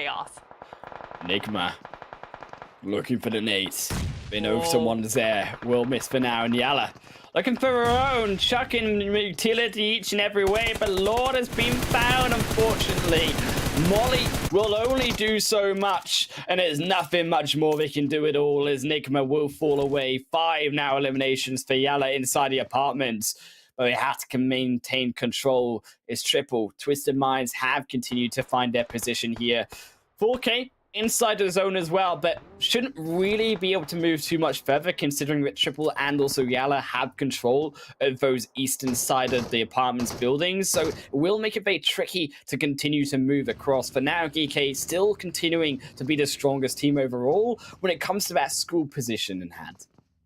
Seems like NIGMA Galaxy Erangel is just not their cup of tea, which is very unfortunate because Erangel takes up so many of the maps in the Super Weekends, 3 a day out of the 5. Triple Esports staying on the eastern side of the apartments, and you're seeing these teams start to commit to apartments, commit to school like GEEKAY, and if it continues to shift on there, it's really that last 7th circle shit. Will it go to school? Will it go to apartments? Oh my god, it has both of them in there.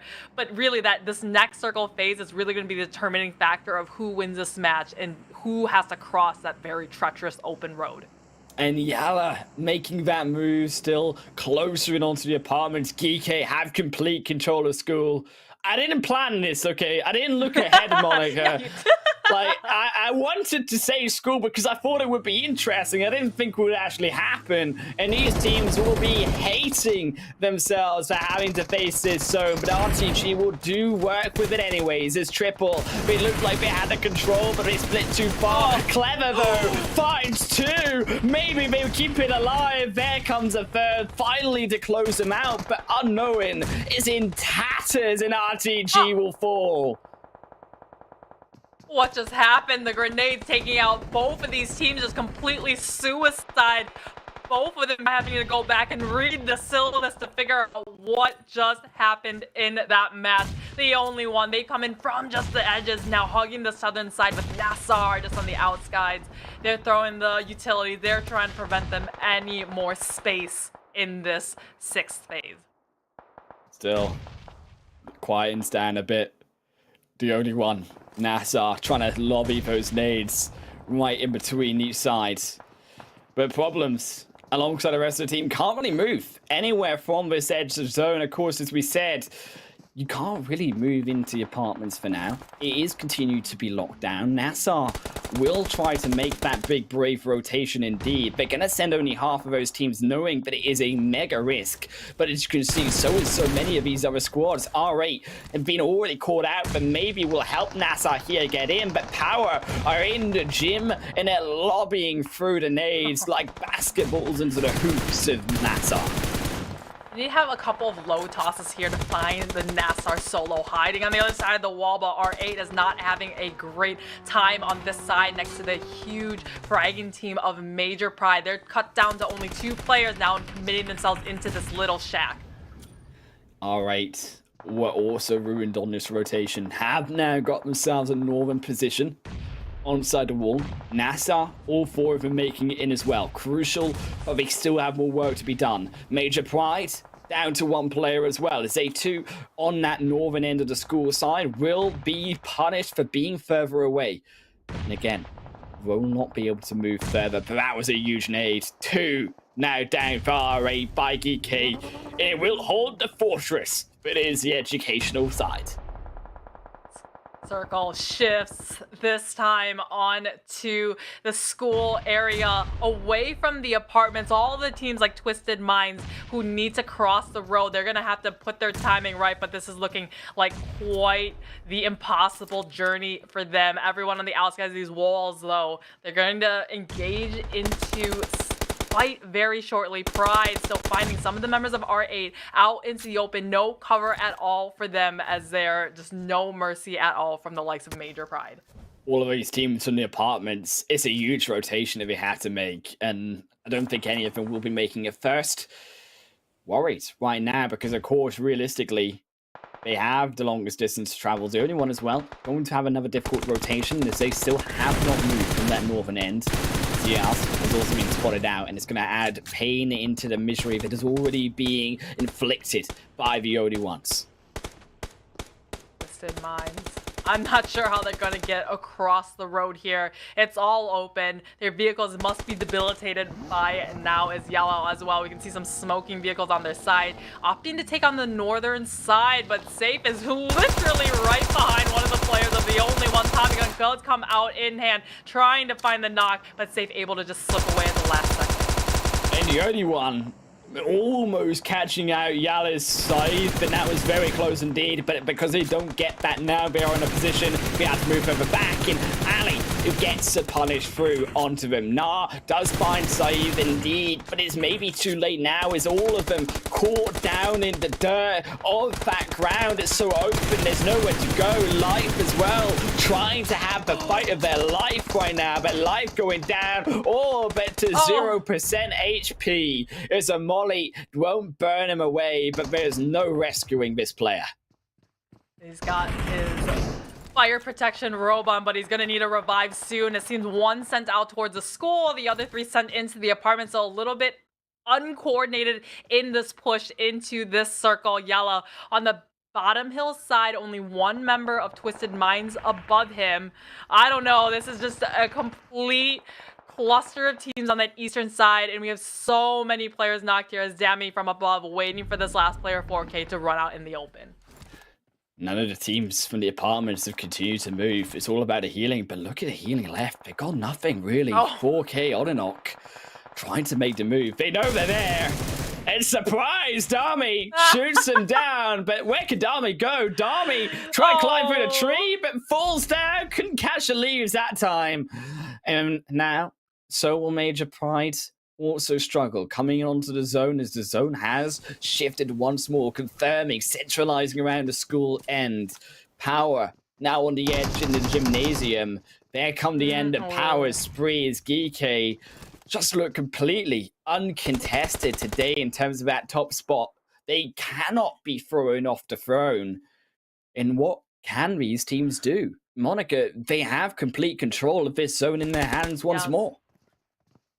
Once again, GEEKAY being the kings of Erangel. We have some other full teams still in the lobby, though. The only one still up with 3. They have a little bit of a downhill slope and no vantage points from the school building gate, though. Just finding the toes of Conte from POWR, as NASR all looking to mobilize as well to get into the school area. They want to dip their toes into this fight as they try to push onto the second floor with POWR. But GEEKAY, they are looking to continue to hold this. NASR, though, crucially, they have had all 4 players here this entire game so far.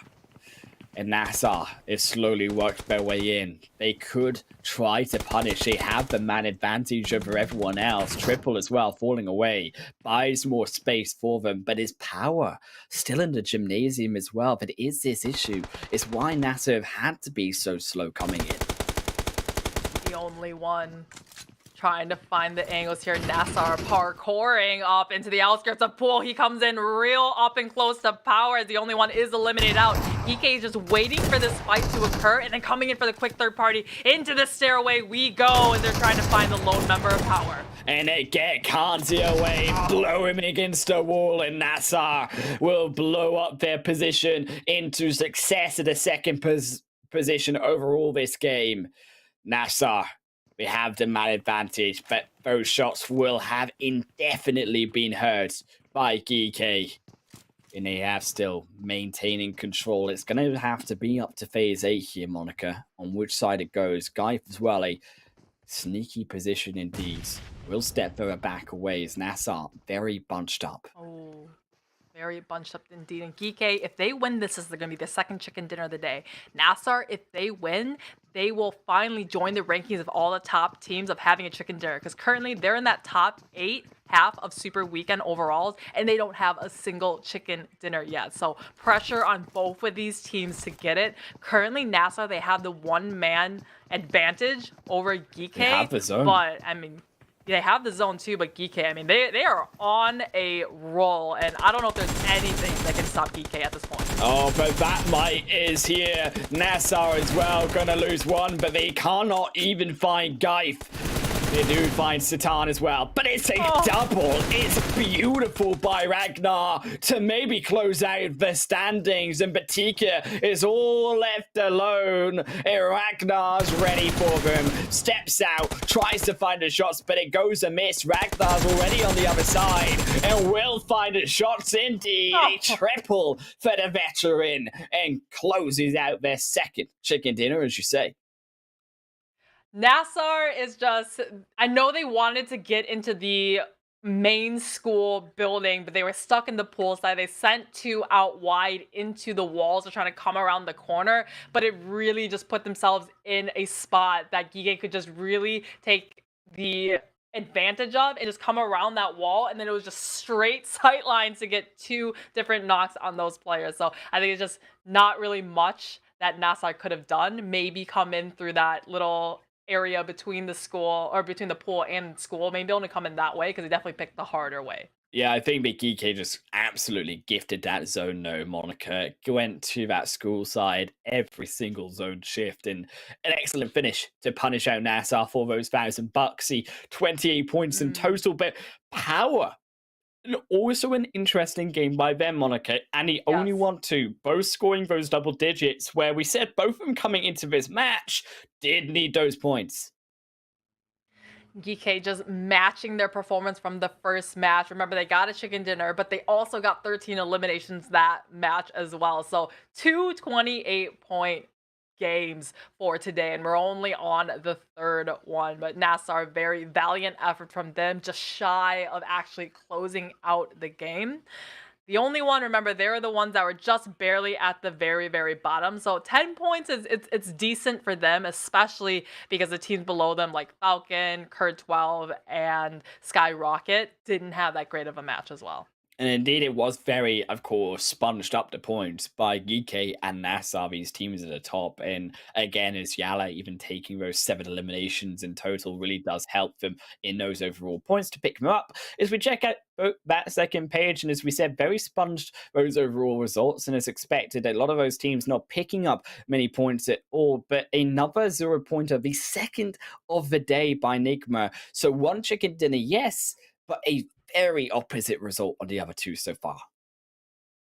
I mean, I talked about teams yo-yoing on the standards, and I think NIGMA Galaxy has really encompassed this. So basically, they had the 1 big chicken dinner, but now it's been diluted by 2 0-point matches. So they had risen up in the overall standings after their chicken dinner, but I mean, they can't keep just, hey, we either go big or we literally go home first back to the lobby in 16th position. Look, I think that NIGMA, the only thankful thing that they've got going for themselves is that they are very high in the standings already, so they don't have to worry as much about this affecting them, and they still, with a big game, divide that about into 2 decent games overall, so they're not losing out per se when it comes to these 3 games, but they do need now the pressure to have that success in that 4th match of Sanhok, which I think, to be fair, all of these teams is going to create a lot of potential changes in these standings that we've seen already, especially considering that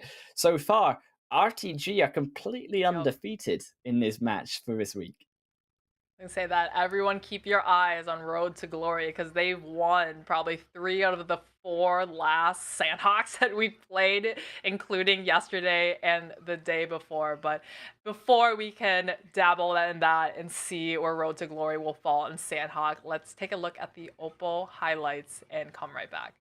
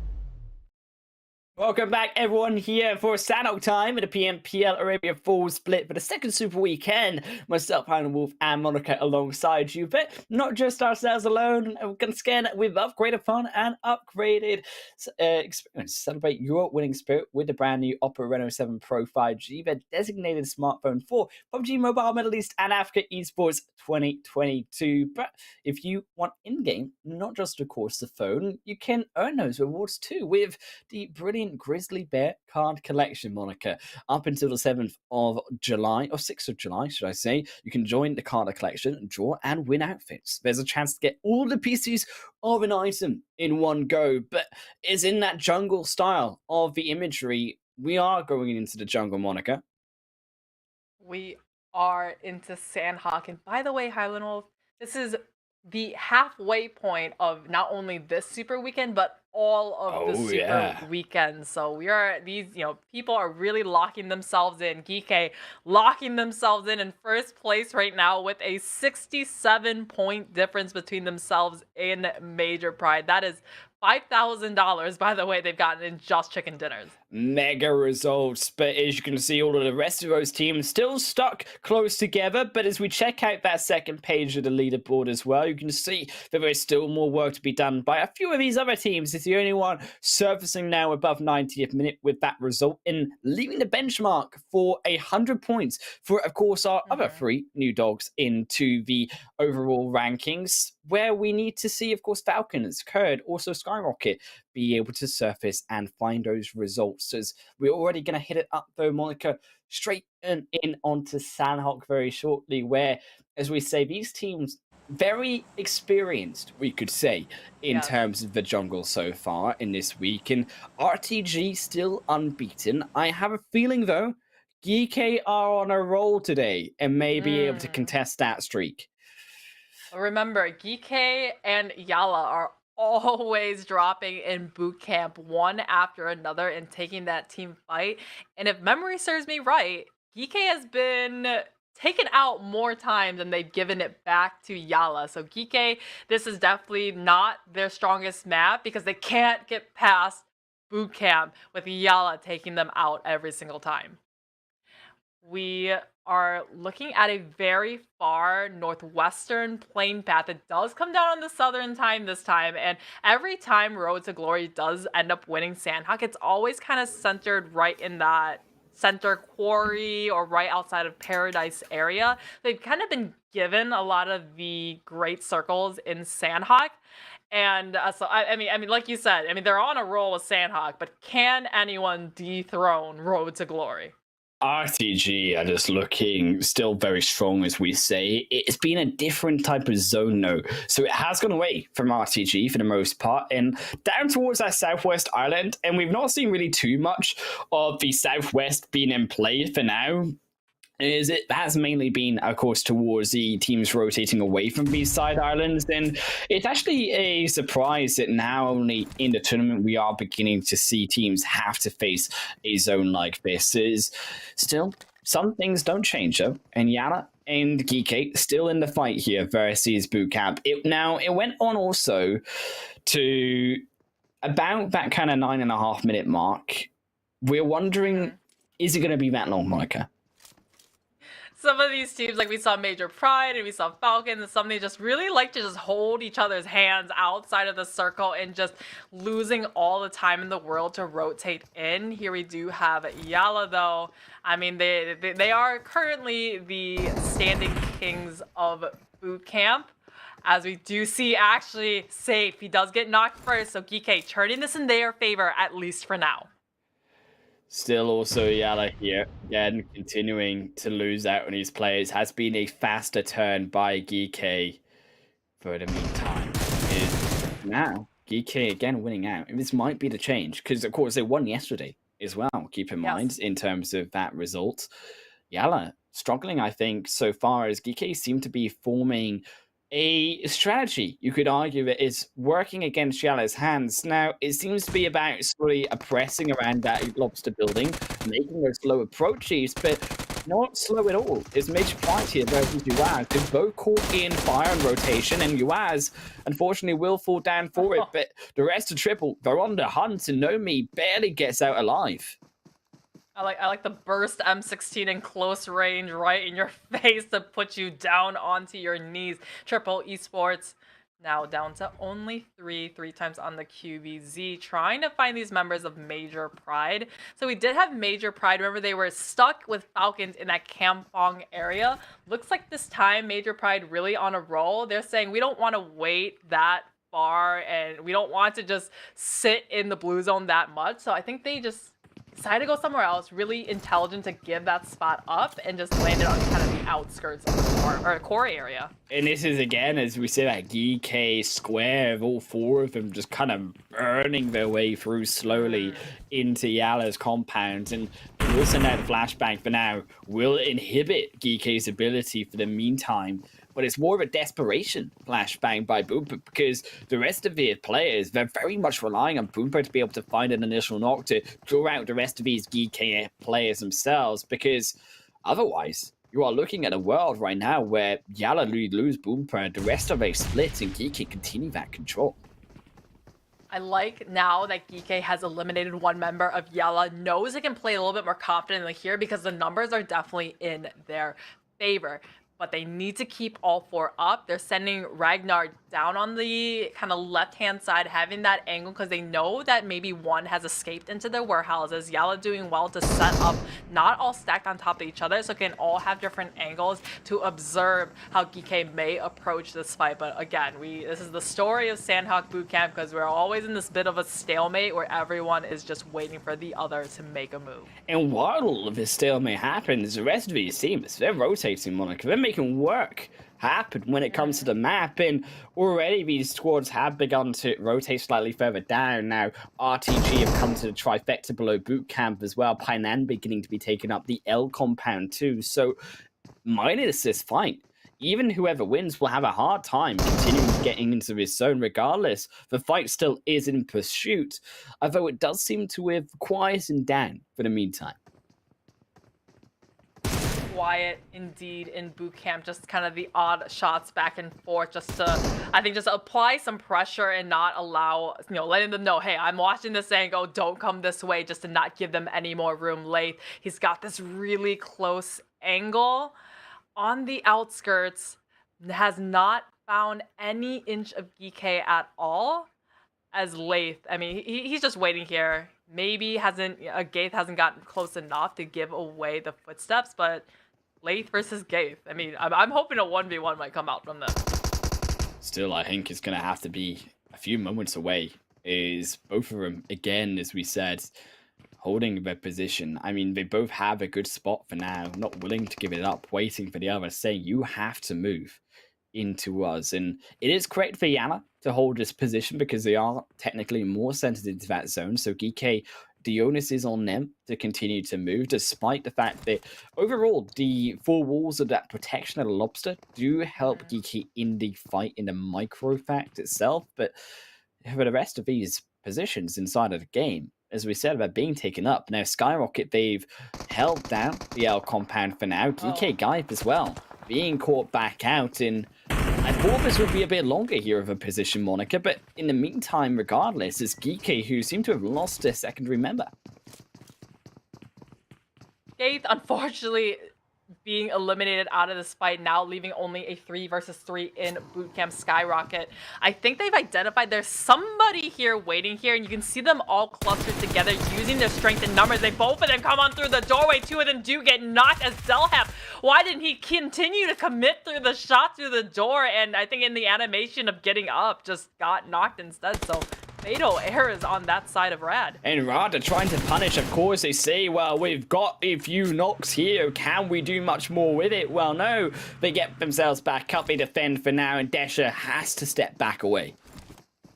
Good thing for SKYROCKET, especially having control of this intersection of all the rivers and islands in Sanhok. So no matter where the circle shifts, it going on the north side, staying on the main island, or coming down to the south, they're going to have entry, clean entry into either way through the bridges, and they're going to be able to gatekeep and potentially clean off a lot of eliminations of teams rotating on by.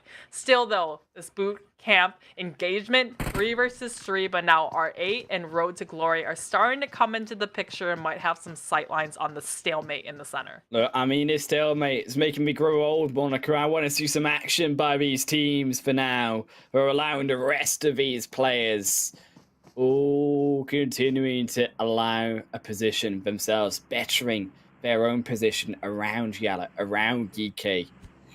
And it really does hurt both of these teams, I think, more than they really appreciate, because R8 now also looking over as that third party really, I think, hurts more so the position of YALLA, considering that, again, R8, as we say, can just continue to look down, and when the positions do begin to move inside this next fight that will eventually break out by both of these teams, R8 will be there to quick to punish.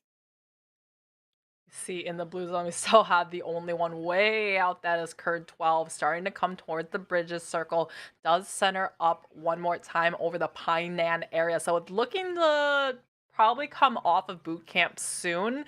So YALLA, GEEKAY, they're going to need to clean this fight up very quickly. Even still on the outskirts, Pride, they didn't land in Kampong, but instead on the outskirts towards the center of the circle. Looks like maybe setting a trap to Falcons, saying, hey, you know, you denied us the points in the last couple of Sanhoks, holding us into that city. We're going to now do the same to you, as Pride now finds the first knock on to Falcon. Gonna be potentially Falcons here also losing their lives, but in the meantime, GEEKAY, they have been, as we said, slowly walking forward, slowly buying the space, checking, building by building their own position. Now, Life, very far away, does have an angle through that down the climb between the two sides of the buildings. But GEEKAY, too wise to, of course, go down into the choke point, will continue to hold further back and potentially bait out, I think, YALLA from trying to go one direction, hoping, and then come around the next from a wider point, as they seem to, of course, cannot find an exit onto YALLA for now. The rest of these teams have, as we said, continued to move further forward in on this phase 2 now. Really, as you said, that quarry, that Painan side, very much taken up by a lot of these teams. It's definitely a very open area. Curd 12, we saw them come down further on that south, or actually northwestern island, but they have identified there's somebody waiting here, and that's going to be SKYROCKET. These are both two teams kind of on the last bottom half of the overalls. We do see Frozen finding that member of Falcon.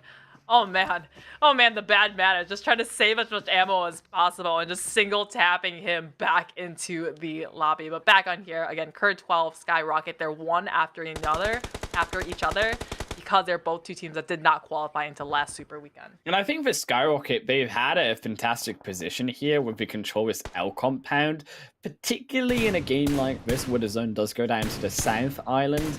You are looking at that being in more control. We do also have to note on the other side of it, though, that actually this is still very much in the favor of that main island too. So it's about really a 40-60 chance, and this phase 3 is still volatile enough to where it can go either direction, but is YALLA volatile indeed, have caught themselves in a fight versus GEEKAY. They both finally found each other, but again, they both don't want to engage further. Life, though, caught out more so than the rest of GEEKAY, will at least be able to fire back enough of the pressure for now to send GEEKAY running, but his life is under fire from R8, as we said. The movement begins to show. The third party also shows up too.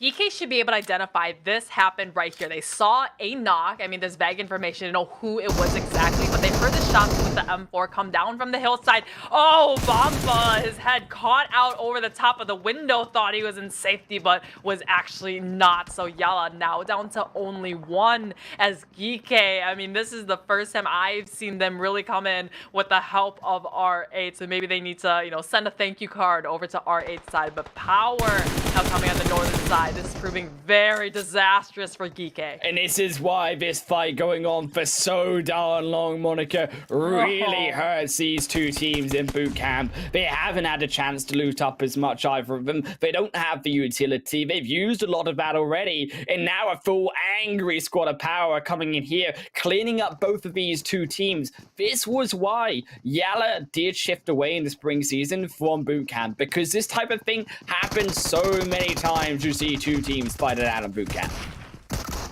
I mean, all these teams in the lobby know these two teams are stalemated here. GEEKAY, though, is going to be 2 left alive on top of the stairway. POWR is coming over, does get put down to his knees as another ascends the stairway, trying to join in on this fight, but GEEKAY, they're just going to have to play this a little bit more passively and try not to get knocked.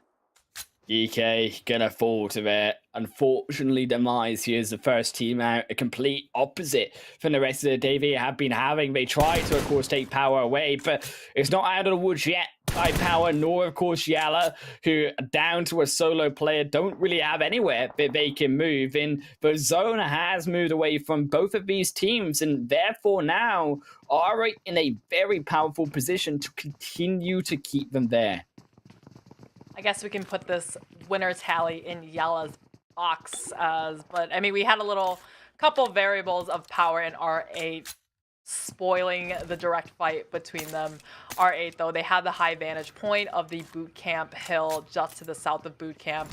They might be able to pick off a couple more eliminations to keep their eyesights onto POWR from down below, and it looks like they're keeping ID7 to watch the team as the others step foot a little bit further into the circle and try to find a foothold for the rest of them to follow. And such a difficult zone to decide now where it really will go. You could argue that, well, mainly the quarry side is more open, does have more advantages. Now there's that trifecta of the roads connecting south of boot camp into the few buildings in amongst the quarry, also splits off the road in towards Painan. That is still available for these teams. Is also RTG versus Triple. Maybe might be a fight that breaks out, but on the other hand, 4K and also NIGMA both finding each other on their own rotation on this South Island itself, as we say. Now coming in that edge of the road. NIGMA, though, in control for the most part of this fight, but still, it's 4K firing back, but not for much longer. That nade will finish out the aggression 4K were beginning to have, and now Lord steps further in. Anaconda, the only one here left remaining in all of NIGMA, know it. When a team like NIGMA Galaxy, such a high fragging team, is able to identify what team they're fighting against, sometimes if they're able to see 4K, okay, this is one of the lower half teams, we're going to play even more hyper aggressively than if it was a team like GEEKAY, like FALCONS, one of those stronger teams.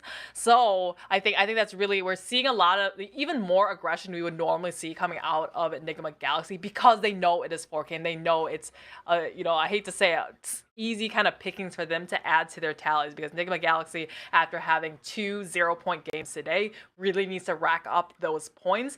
This circle, though, it's shifting right onto Painan. So all the teams committed into the city are going to need to brace for impact, as everyone is going to be converging in the central position. It's a big shift. We were looking for that action, Monica. Well, now it comes into formation. 4K will finally fall down. NIGMA flush it away, but there is so much more work that needs to be done. Painan now going to be the finishing point. There is that big hill, of course, there that RTG Triple will look to maintain control of, because coming down off that hill, a lot of that main kind of northeastern side is really unusable territory here, Monica, because it is so open, and a lot of the teams can, as we say, pincer not only from that hillside up to the north on that east flank, but also from Painan itself. Pride, they've got 3 eliminations. I believe it was found on the likes of Falcon and other teams rotating past them. Now we have our top teams, Pride and NIGMA Galaxy, right next to each other. As I mean, it's kind of underrated, the car rotations in Sand, because you can get somewhere real fast. There's not too many vehicle spawns, but Major Pride so heavy in eliminations, but now putting multiple players in the same vehicle, racing past all these teams and trying not to get shot out and exploded onto, like Curd 12 did in the last game. And you could see the cluster of those teams beginning to form majorly, of course, on that Southwest Island side. Major Pride have completely circumvented NIGMA, and now they control the location that NIGMA exited out on. However, Major Pride are pinned slightly down, and they will fall down to half HP, but Lord just cannot find the shots, and they needed those type of shots. So keep in mind, even behind them, Yen is still there behind.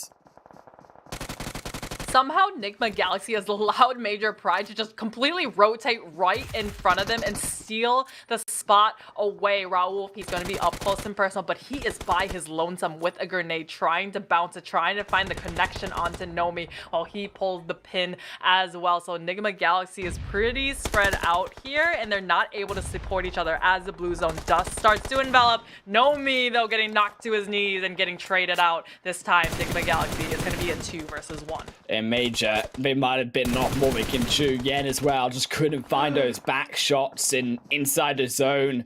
NIGMA, they're on the edge of it either way, but they'll make it work. Milky Way, however, has healed back up. Now has the health advantage overall. Has the smoke to play around.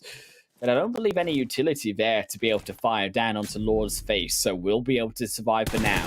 Raul going in, trying to use his body for information, and they do so successfully. Freak will be able to lock down the shots as a result. Raul's going to find Milky Way as well, and that's now where Lord can fire down a pod, and it's brilliant use of a knocked man by NIGMA to veteranly clean up the rest. He's crawling using that in-game marker. Enemy right here, and just spam pressing it, and they're able to find him out. So out goes Major Pride up on top. Those Skyrocket in the midst of Hainan on top of the stairwell. Everyone is trying to evict them out of here, but Kurd 12, only one casualty as they try to clean this one up. Skyrockets, though, does inevitably fall to Kurd 12. And a disastrous shift from a Hainan finish. It's gone completely skywards in towards the mainland. Sanhok and POWR, they need to move, but YALLA, they're there. They're going to take each other out. The zone finishes YALLA off, but POWR, they are out of the zone. R8 are going to come out ahead of them. And now, though they have the most, or almost the most eliminations here with 6, they have nowhere to go. They're locked out of this zone. And it's up to R8 to do the work to finish them off. It's a blue zone in hand with them. They have everything to finish POWR. Such a tough spot on this northern side as you have so many teams congested on top of each other. Road to Glory are, I mean, the ones who are so good at Sanhok just right in the edges, but I think they're dwindled down in numbers. This time POWR and RA just taking each other out with the blue zone being this eliminating factor on the side. R8, though, they need to get in because the circle has now shifted away. A big shift into the absolute middle of nowhere, Monica. It is a completely disastrous zone for all of these final teams. This is up to the rest of those close enough to the zone to be able to hold off what position they can. NASR in a good position, though. Do have the only compound available in this south side of zone, and it's up to them realistically here, who should have an eye out on this zone. But the snakes in the grass can still have an effect. An RTG unknown punishes R8 for their unwittingly ability to be able to spot naps.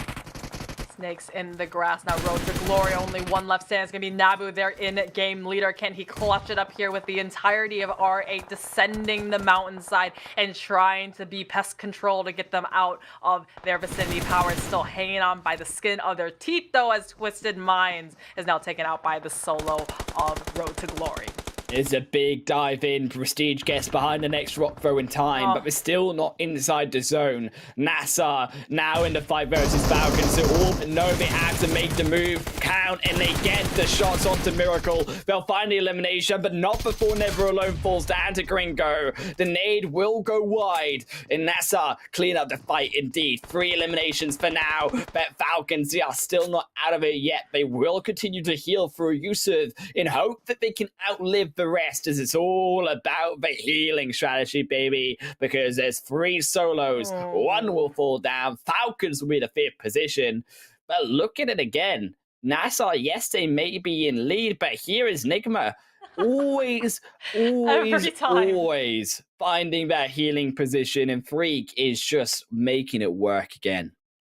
If you remember from yesterday, the Road to Glory win, we had one member of NIGMA Galaxy way out in the blue zone and just meting up for an eternity and made it into second place.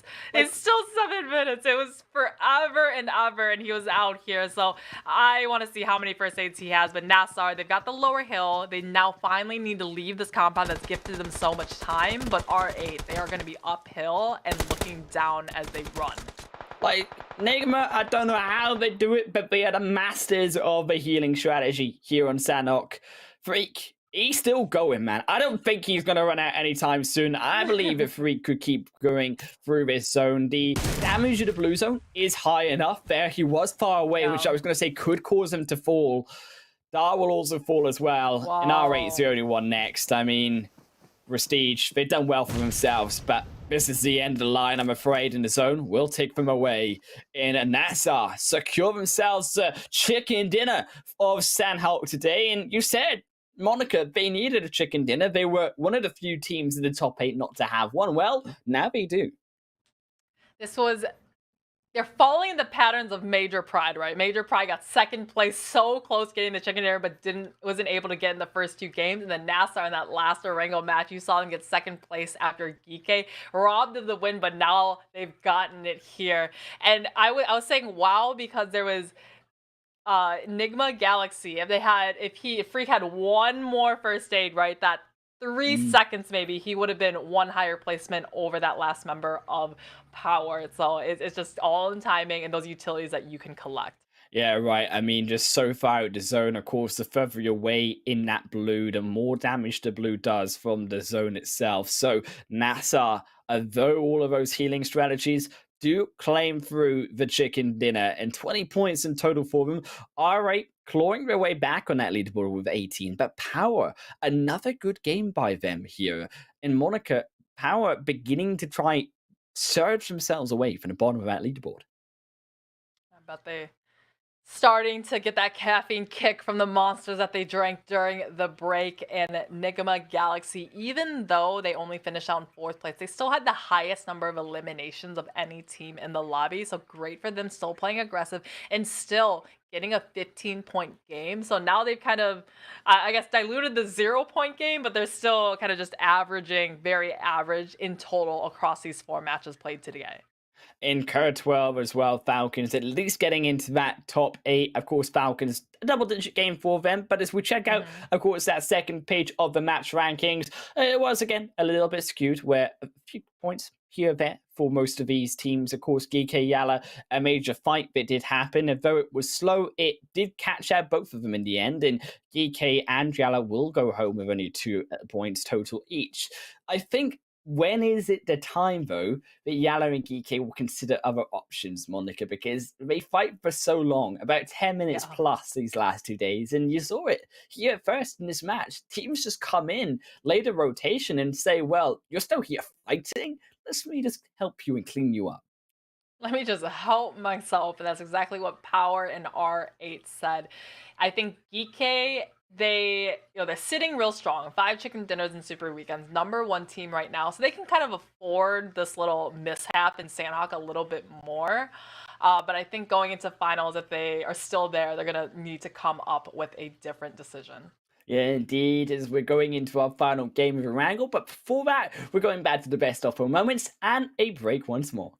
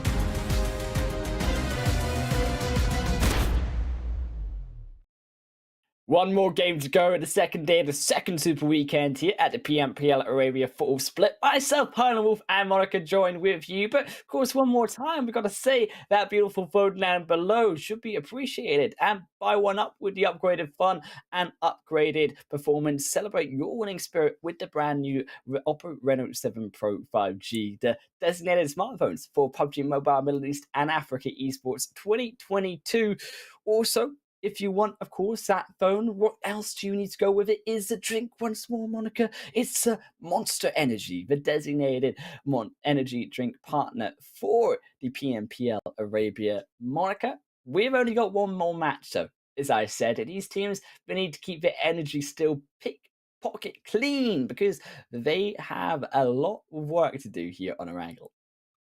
A team that is definitely flying high and performing so well today is going to be GEEKAY. They've won 2 of the 2 Erangel matches that we've seen today. So this is their, third time's the charm, but they definitely don't need any more charm because they've already gotten 2 out of their 5 chicken dinners of the entire Super Weekend. They just got it today in Erangel. I mean, it's their bread and butter, just like Road to Glory. They didn't win the last Sanhok, but their bread and butter was definitely Sanhok before last match, before NASR did steal it away. Yeah, of course, we are heading very shortly in onto our game. Keep in mind, if you want to keep an eye out and keep us tuned, use that hashtag PMPL Arabia because, of course, we want to know who you are thinking is going to be at the top of the standings at the end of all our 5 matches today, YouTube, Facebook, and TikTok, of course, as well. Monica, I'm going to put it to you, the impossible question, okay?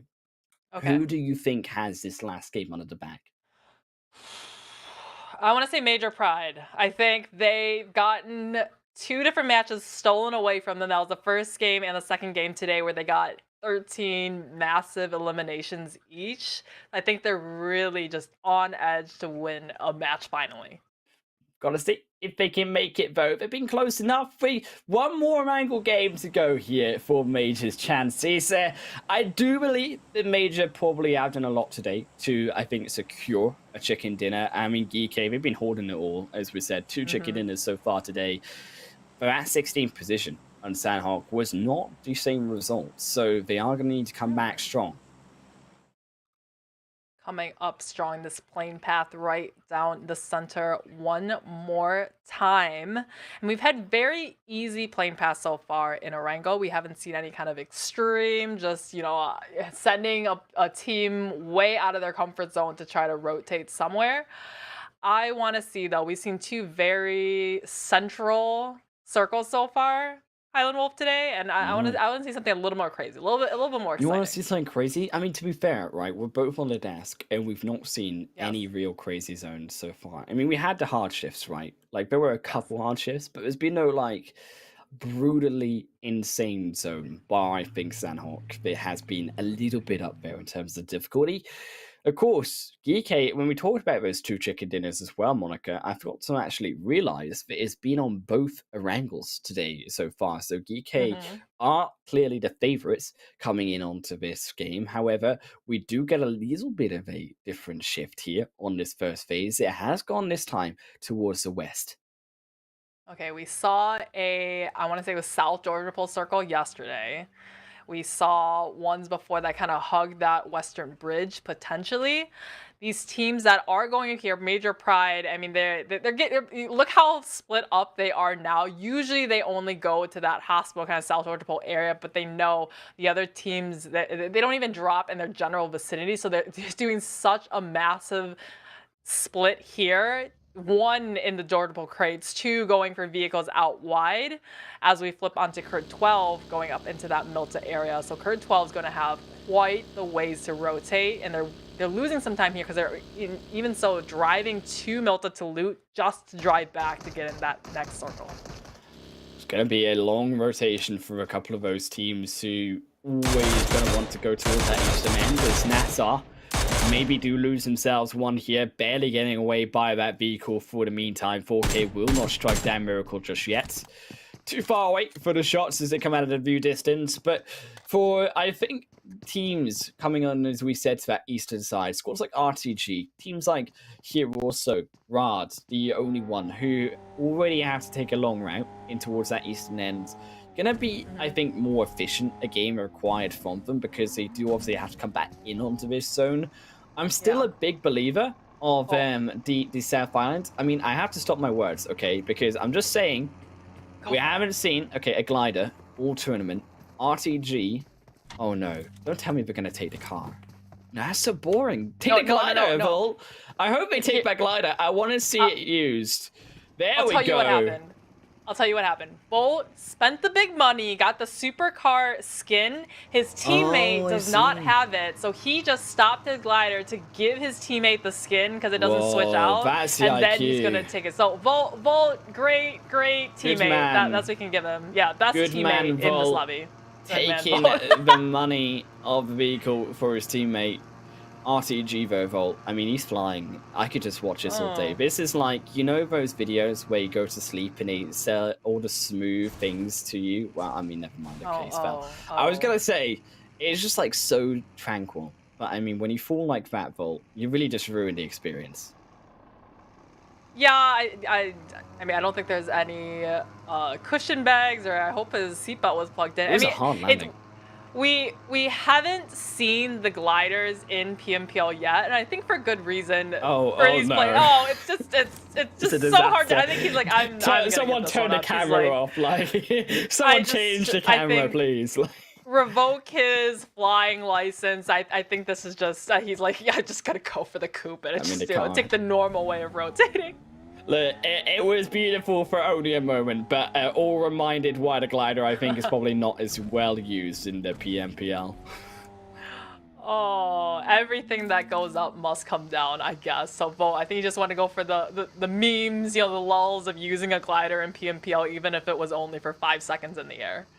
I mean, we caught it on camera. We know that he needs his driving license. I know, exactly. I mean, 4K. They're also there. I mean, okay, all right. Gonna also take away the buggy for the motorbike.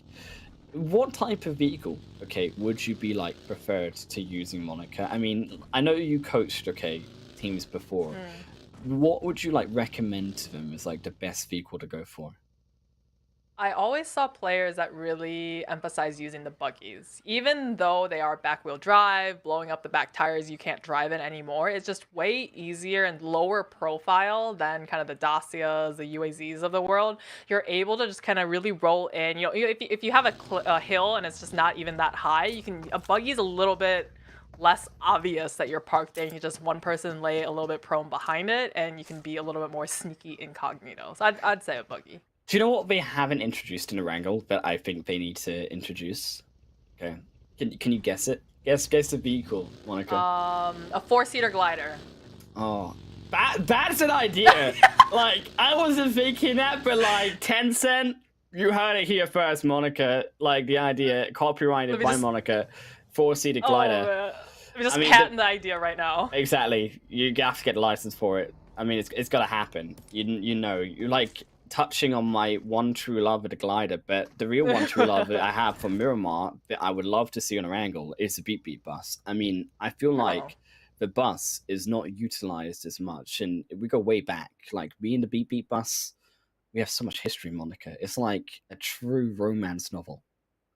I call the Scooby-Doo van because there was some skins that looked like the the purple greens of the Scooby-Doo. Like that's what I call it, Scooby-Doo van. See, I quite like it when you get the things like the bear, the bear skin on the grizzly bear bus. Exactly, grizzly bear. See, you're thinking along the same lines as me. See.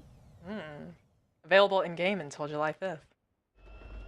Still, not gonna see the grizzly bear too much from Anas here. A bit of a disappointment by that purple vehicle, but either way, I'll forgive it. Not gonna have to beat buffs here in Erangel. Is all of these teams of course have been continuing to move in while we speak about our nonsense, Monica, and they've all kind of mostly gotten in onto this first phase zone. Bar, of course, RTG Rad, still very far away. 4K still also gonna be around that kind of mansion side, but for the most part, teams were already set to go for this second phase. I'm kind of eyeing up that Everest point that I think a lot of teams haven't really looked at specifically. I'm thinking maybe GEEKAY are now going to go for it, though, as we can see. I think a lot of these teams, and we've seen this beyond Sanhok, was the one outlier. Most of these teams now, they're playing seriously right now, right? We've seen a little bit scuffles in league play where some teams are contesting each other or landing a little bit too close or kind of unsure with the groups of who's landing right by them. These 16 teams now, they know where they're landing. They are hyper aware where everyone else lands, and they like to just stay away from everyone else, at least for this first part. Like we're on to almost the 9-minute mark in this match. No one has seen anyone yet except a couple shots from 4K onto the likes of NASR when they were grabbing the vehicle spawn. But other than that, you know, it is very uneventful now, but that's just setting ourselves up for a real, true, massive team fights in the later stages. All of these teams very close together, of course, as well. Now, I like that GEEKAY have taken this Everest point. The reason why I mention it is because, again, you want that information, right? There's no real idea of where this zone is going to go for now. And as Phase 2 does begin to close in, we will begin to see that idea of how teams need to rotate and where it needs to go. It's very central, though. And this is, again, another problem for these squads, though, Monica, because it doesn't actually tell us a whole lot. Yes, it tells us it's not going to be on the south or, of course, that north side. But apart from this, very much GEEKAY and the entirety of that main eastern land is all in use. Somehow, NIGMA Galaxy has once again just been so slow on the rotate of Pochinki. They've allowed teams like the only one to come in from the far eastern sides of the map to rotate in front of them now, more central than them in the GEEKAY area. Rad is another one of those latecomer teams and deciding to come on the southern side of Pochinki, now going through the fields. Good timing from them because NIGMA Galaxy is not in the general vicinity at all anymore to take those shots at them. But here we have, this was the compound that proved so fruitful for Major Pride, was able to get so many eliminations that first match today. I mean, of course, NIGMA spying out, of course, again, their own compound too beside it, where GEEKAY, of course, did get that chicken dinner earlier in the day. So they do have a position for themselves, but it's going to be, of course, very at ease with also the only one taking up shots as perhaps the neighboring compounds here. YALLA taking those shots indeed against RTG, but will not find anyone. But RTG rolling out of the frying pan, but into the fire here of the only one as the nade goes in. Navo immediately turns the other direction, but they need the support of the team beginning finally to close around. The box, it is the only one's compound, but they still need to come in further. And they're getting third-partied actually from the back end side for the likes of either NIGMA Galaxy or POWR on the other side. The only one now, their house is being burned to a crisp as POWR is actually joining in here. Finally gets the knock on to Nabo, the in-game leader for Road to Glory. I wouldn't be surprised if POWR came crashing up, guns ablazing to join in on this fight. But Road to Glory, I mean, their Road to Glory is looking to end here, but he swipes through the window and finds a knock with a Thompson and is continuing this fight in the blues. And RTG, a big entrance on in. I mean, that really should not have been allowed by the only one. Finally, they send a utility, but they were hesitant to send it, of course, earlier. RTG, who just were allowed to waltz in, Volt getting the 1-for-1, and now the only one down to 3 players. The only one forgot to put in some security cams and alarms as Road to Glory came into the window side. Nabu tried to go for the revive onto J9, but was also caught in the open from the likes of POWR. So Volt, I mean, he's now put as his only one. From the mishaps with the glider to now under fire from POWR and the only one, this is turning out to be such a disastrous game for Road to Glory. And it just feels like POWR is this third-party team, Monica. It just seems to come in at the right times and get the eliminations, the work done, allows now the only one to step over forward. And that fancy vehicle won't save you any more Volts because of the problems that sends you packing. I think it was just an off game from the start after that experience with the glider, and they just couldn't seem to recover from it. NIGMA Galaxy, that was right on next to them, they want to dip their toes into the water, and they saw the fights, and it looks like it's the Molotov to open up the fight with the only one. They get problems down. It is a disastrous turn of events for the only one who don't have the players, they don't have the positions. The ad will also drop. Luffy is absolutely nowhere to go. Maybe they should take the vehicle and hightail it out of there, but they'll hightail it even faster out of the game as a whole because NIGMA send them to death. is always a bigger fish in the sea, and this time it's going to be NIGMA Galaxy be the shark to eat all of them. The only one finding themselves in the same fate as Road to Glory is switching now over to the southern Gatka area. R8 and SKYROCKET next to each other in this long drawn out compound. We may see a fight happen just yet, and again, this region, they use utilities so well and really use it to open up the fights. It's all every time you see the grenades, the mollies, the smokes being used to begin, of course, that positional game really between the fights as well. Monica, you know, these teams are trying to create as much space as possible for each other. But either caught by, of course, a brilliant angle nade by the edge of the window by SKYROCKET. We'll send them back for now. Brings it down to a slower fight for R8's aggression. And that buys time, of course, for SKYROCKET to kind of close out R8 together. Finds now the second as they do begin to close together, and that will be the go station. You can see SKYROCKET, they know they've got the knocks on board, but it's about trying to finish it off. Bandar trying to lay them back the smoke road, slows SKYROCKET down for either SK-TUN to get there in time. But SKYROCKET, no sense of slowing down. Maybe that one nade will do at least enough. Salam will be the unfortunate piggy to walk in onto the explosion for the meantime. The rest of them, here are the wolves of SKYROCKET closing in on the fight. I'm thinking, what is Prestige doing all the way on the wayside of SKYROCKET? They got the first two knocks, and one does get reset up, but the numbers are not into their advantage. They're looking just to make a quick escape as SKYROCKET they have are cornered into the shack on the outhand side. Just get a nix of him, trying to get a knock too, and gets traded on out. So SKYROCKET's winning this compound for now, but casualties on both sides. Yeah, right. I mean, R8, I think Prestige knew that they didn't want to really commit to that. I mean, if either goes down to when they were trying to regroup back members to make those revives, then they all fall as a team.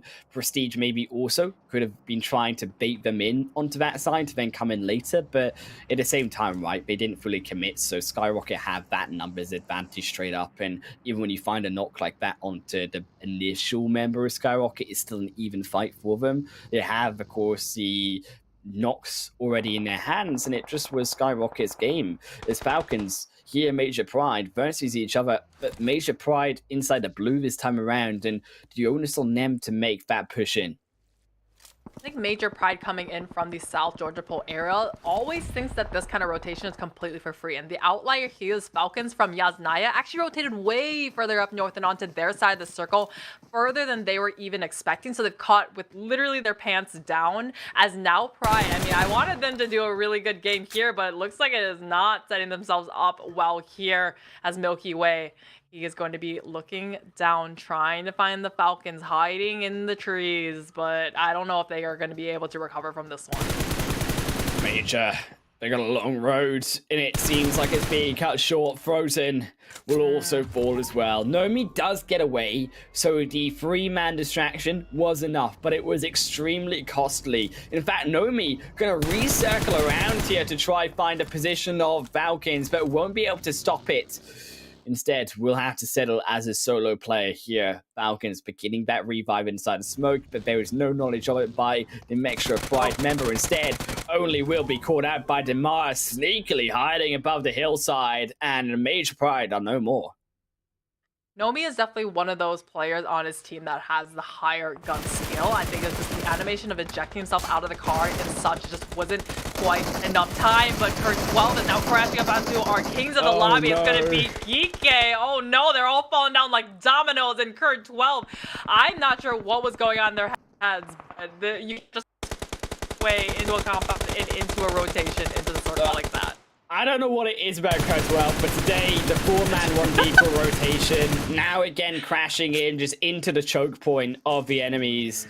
They need to go back, I think, to driving school, quite frankly. I will say it hard and clear because Code 12 have not looked great today. Yeah, and you pointed out this is the second time they're just like, we're just gonna commit it all and just like a tank and just fly through the compound. It's just not working Doesn't out work for like them. that. And what's not work, I mean, I guess it could, but not in this instant. Twisted Minds now on the receiving end of all the grenades coming out from POWR Esports. Yeah, I mean, maybe it works in the PMCOs. I mean, certainly not in the PMPLs this time around. POWR completely smoked up. Will dodge out an aid, sneakily done by Twisted Minds, but to no effect. To no avail right now, as Power already in behind. But it's a battle of positions here as Dami also chucks in a second one, but moments they do. Ally is there to punish. Twisted Minds, of course, already lost one in the back already. So now it's down to 2. Are making a revive happen onto the 1 for now, but it's Power closing in slowly in this game. Alhahe will confirm out Dami, will remove the information, and Anas, no information left, no life left as Twisted Minds trying their best. Fadan looking for the 1 elimination point, but it's all he'll get is Power, up to now 7 themselves. Man, Power just really showing us GEEKAY is their backyard. No one is going to take the spot from us as NIGMA Galaxy. Hearing the shots, using this as their opportunity to crash on up. The numbers are still not really in their favor, though, as we're going to come in with a 4 versus 4. And for NIGMA, they are taking advantage like vultures this game on these previous fights. 3 straight on top of Dar, sends them back 1 for 1. Not Cook's nade, so go keep themselves alive. Rauf also was caught on the sideline, so NIGMA maybe playing a bit over aggressive here if they do lose more, but Power can't. They are completely pinned. They need Alhahe to come and do some work to relieve themselves of this pressure, but neither of them can find this entrance on in. NIGMA Galaxy, I mean, they're just like Major Pride. They play best when they're just hyper aggressive, just guns a-blazing, not quite like Crew 12, but a little bit more intention into it. They get the reset on to Rauf on the outskirts, as now YALLA coming in and joining the party on the other side. This is the hottest compound in the entire circle. We've got 3 massive teams all trying to share it. And Power, they might have also been saved here by YALLA coming into NIGMA, but it will only be trying to outlive, realistically, NIGMA. Both of them in trouble. At least they will strike 1 more elimination point here as YALLA will lose, sacrifice 1.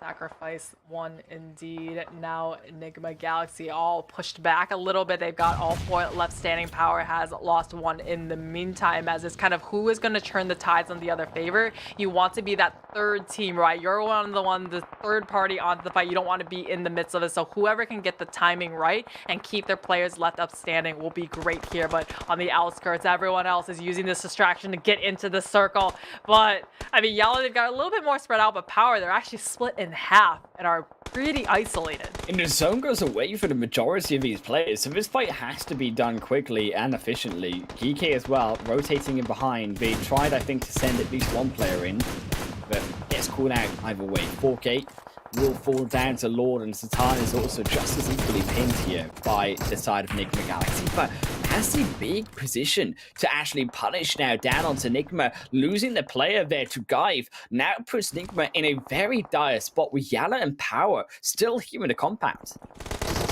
NIGMA Galaxy definitely picked the best corner to watch the entire field, and that's what they were going for, but they completely forgot about Power and YALLA to the wayside.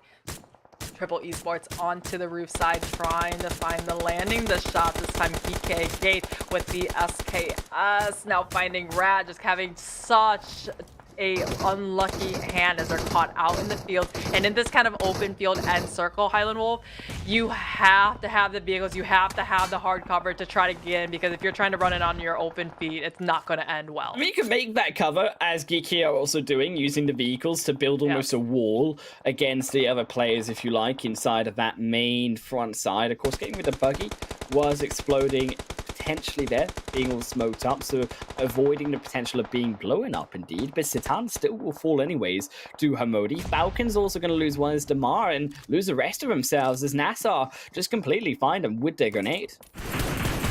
I forgot NASR was in this match because I hadn't seen anything come out from them in the last while. Hamidy's still laying on the pain on to GEEKAY as they just have a couple vehicles, all the smokes plummeting about and trying to give them a little bit of cover. But I mean, our Titans from the gate, GEEKAY, are, I don't know, they're just caught out in the open, outside the circle. It goes away from them now as it's just hugging just the edge of the building that NIGMA Galaxy is in. And Power are somehow still alive in this building, in this compound too. Have been so stealthy, finally make their move. Hamodi blowing into smithereens and sent out like Swiss cheese. Alhahe finds the elimination assassination, and Power have now the advantage in the midst of it all. But unfortunately for them, it's not over yet. They still need to continue to move. Phase 6 is on its way in.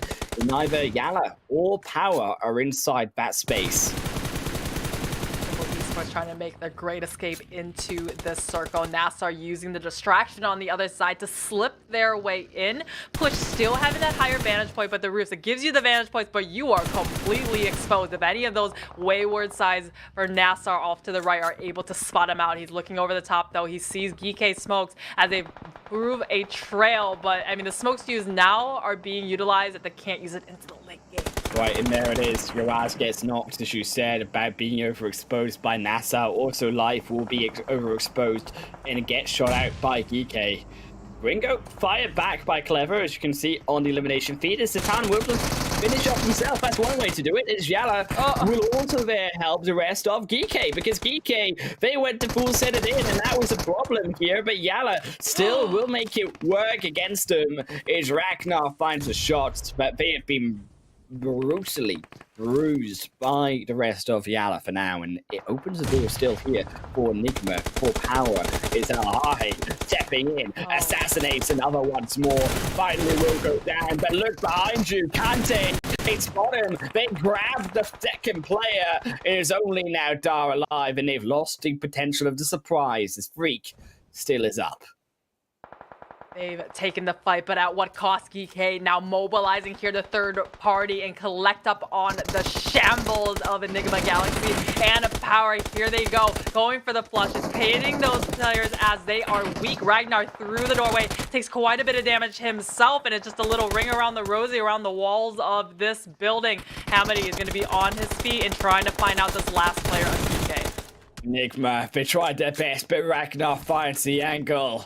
As always, Ragnar does. But it's 10 eliminations for POWR Esports right now. They have slowly been picking these players off. They're in now to the top 4. It's a brilliant game. No matter how you spin it, they have been contested in that compound for this entire game. And Monica, to stay alive after all of those teams, YALLA and NIGMA, who pushed against them, just speaks of how POWR have played so fantastically positioning-wise. POWR and GEEKAY being the prima donna of this show, just having all the attention onto them. And these two teams, both of them, I believe, are at the 10 elimination mark and trying to mop up some more on the teams over here. GEEKAY has one flushed out, but two of them, it's a 2v2 Highland Wolf, but they're running out of space. Kante as well, trying to hold a position, but the nade over forces him back. Won't go down, though. Crucial as they step back again. Trying to find the angle as GEEKAY step further out, but it is the utility of GEEKAY that keeps him there, and the burning of the molly sends Kante away, but into the open arms. They find at least one for now. It's Satan. He's healing. He's taking a vehicle in phase 7, baby. He's driving, but to nowhere and no avail. As GEEKAY will fall out in 4th, and it's 11. Now a 3rd position for POWR, but it's a fight that I believe here is all for NASR and triple for the chicken. That's quite bold to try to use a vehicle this late in the game where all eyes are on you, and it did not work out so well with GEEKAY, so put to the end by the likes of POWR. Now NASR still all 4 up. Very quiet game coming out from them, but they're bringing in all 4 players just like Triple Esports. POWR in shambles as now the fight breaks out between Triple Esports and NASR in the open fields of GEEKAY. Trying to bring together themselves, but their dark gets caught out. POWR finally wiped off, but it was a fantastic game by them. 11 eliminations, their 3rd position. They will be happy with that. Triple and NASR, the final 2 teams to fall. Now Push finds the angle, of course, already onto the one of the members of NASR. They laid out the smoke, so forced to use a bit more utility for now. But both of them are still at the standstill as both of them enter on into the zone. Phase 8. Where will it shift? It's hard to get a reset in this late parts of the game, but NASR is able to do it. They're able to return the pain right back to fold onto Triple Esports, just spraying through the wheat of the grasses and trying to find those hit markers. Now it is going to be both sides. 2 players in total knocked, 1 on either side, and throwing the utility. Somehow they still have it with the Molotov. Oh my god. We'll find it. We'll grab it indeed. And Monica, NASR, they might have just failed the molly itself. The utility is there, but they're not out yet. They'll find two by miracle. Steps up, sits back down, tries to keep himself alive. Vehicle is there still, will be a mega target, but he is the only one remaining. Miracle is trying to make it work, almost finds the next. Behind the vehicle, it is risky indeed. Does Triple know it? They are looking for the push in. You as clever. They are looking for the eyes for Ali to be able to find that position. And a molly comes through, but it's short. And that is disastrous for Triple as they get caught in the animation of swapping back to the weapon. And Push is now the only one alive. And it's 2 up for now NASR. Triple Push trying to find his teammates there. You're not going to be able to get a revive anyone here, though. It's a 1 versus 2 now. As anyone bleeding on now, they know they're clustered somewhere over here. They're trying to come in. He's trying to bide himself sometime as they last one. NASR looking, hunting, searching for Push inside the bushes. Has nowhere to go, and NASR will claim a back-to-back chicken dinners to end off our second day and earn that second $1,000.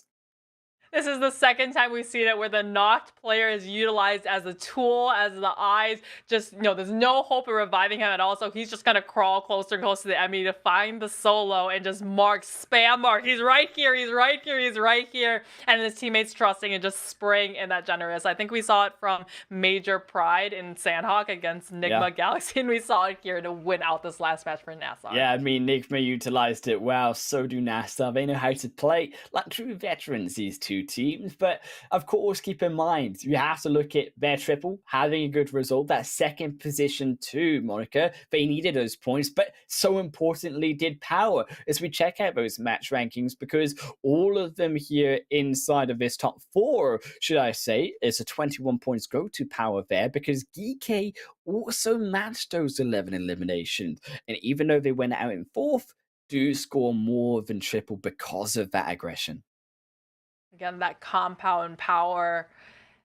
Whenever it's in a Gatka area, POWR that lands in that area, they are not having to rotate too far at all. And they definitely picked the hottest compound in that end circle, because we saw so many teams trying to roll up and crash up into it. And they were able to, at the end, take out GEEKAY, as both of them were forced to evade or evict themselves out of the premise. But NASR, even though they didn't get that many eliminations, remember we shifted onto them and they were at 4 eliminations and there was maybe 5 teams left. Right. It was really at the very end, just mopping up all of the ones in the end. It was still excellent plays by NASR, by Triple equally. But as we check out our second page, and it's a slow, I think, game again by, I think, some of the same teams that we've seen all day. Kind of, they haven't been able to pick up these points. It have been almost left to the wayside, Monica.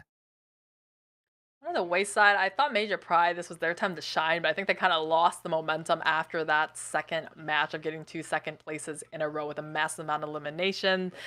I mean, I think they just weren't expecting FALCONS to rotate all the way over there. But enough about this match. Let's take a look at the overall that everybody wants to see. And GEEKAY very much ahead of the game to NASR, to NIGMA in that second, third position. But Major Pride now in 4th position overall. Of course, Twisted Minds, who didn't have that great of a day, do fall down to that 5th position. And it's instead also left away behind them to Triple with that their final game now into 6th position and outperforming YALLA and R8. It's very heartbreaking to see a team that does so well last weekend, like we saw, like you mentioned, Twisted Minds, and then just not really show up today. However, NASR, they finally showed up. They were hovering on that middle pack. Remember, they're in the top 8, but 0 chicken dinners until they got 2 chicken dinners in a row in Sanhok, and then this match just now. So $2,000 going their way from just chicken dinners. And they've now ascended higher than Major Pride, Twisted Minds, even NIGMA Galaxy, who's still hanging in there. But there's still, look at that, not quite 60 points, just shy of it. Point difference between GEEKAY and NASR. Yeah, I mean, certainly in at least that first page, of course, the eliminations, the aggression is still going both towards GEEKAY majorly. But I think also to note that the over 100 eliminations by Major Pride there in 4th position, they're second to the rest of these teams. As you can see, that the eliminations are why Major are ahead of a lot of those other ones, whereas the placement points, something that Major have struggled to contend with. And I think that speaks to their very aggressive first two games, right? Where then they had the last three matches that they just didn't perform well overall placement wise. Onto the second pages of the overalls. Remember, you need to be in top 16 to try to qualify for finals, and we are currently one more day of this super weekend with one more next week. But POWR, I mean, they had such a great game that last one, even though they only ended up in third, but having a massive amount of eliminations. Yeah, I think POWR have absolutely outdone themselves recently. I mean, they climbed from, I believe it was about that 14th position moniker today to now at 9th spot. So, Yes. of course, they are surpassing, right? OOREDOO. Of course, they're surpassing CONQUEROR, who aren't playing to defend their position, but they're still outperforming majorly a lot of these other teams who are competing beside them. In RTG, 4K, two of the teams that started in this Super Weekend last week in that top 8. 4K started the first day, remember, on last week in that top position. Now down to 11 is a big drop for them. And coming up to those results further down on, of course, that next page where these three new teams playing in the Super Weekend are catching up. Falcons only 1 point away from making it Oh. inside of that top 16. I was wondering how close they were because keep in mind these teams on this page here have 15 less games than all the teams that Exactly. you saw just now. So to catch up in just 10 matches for the Falcons to have almost the same number of points as, what was it, 90th didn't make it there, but they're The slowly other one, catching up, right? So yeah. they're doing the work in 2 weekends and only one. I mean, certainly it's been a lot of climbing to do from these teams. I think SKYROCKET as well, 72 points there for them, definitely making the work happen. And about 100 point per Super Weekend is kind of what a decent result is overall. So both of them heading in towards that spot. I think certainly though, both of these teams, particularly SKYROCKET and Kurt, have more to do. But if you want something more in-game yourself, you can check out our Grizzly Bear card collection, of course, heading up towards the 6th of July will be the final date that you can join a card collection draw and win outfits. There's a chance to get all the pieces of an item in one go, so do be sure to check it out. There are only a few days left, really, Monica, because we're in the 1st of July now. There's only a short time for these teams and for these players, of course, you at home, to be able to pick up those prizes. Yeah, get it while it's available for sure. The newest outfit, newest crate in PUBG Mobile. This has been such a action-packed day, Highland Wolf. Day number 2, and it did not disappoint. Did not disappoint indeed. But we'll be back with you, of course, same time, same place tomorrow for our final day of the second Super Weekend. Myself, and Monica once more, and we'll see you guys then.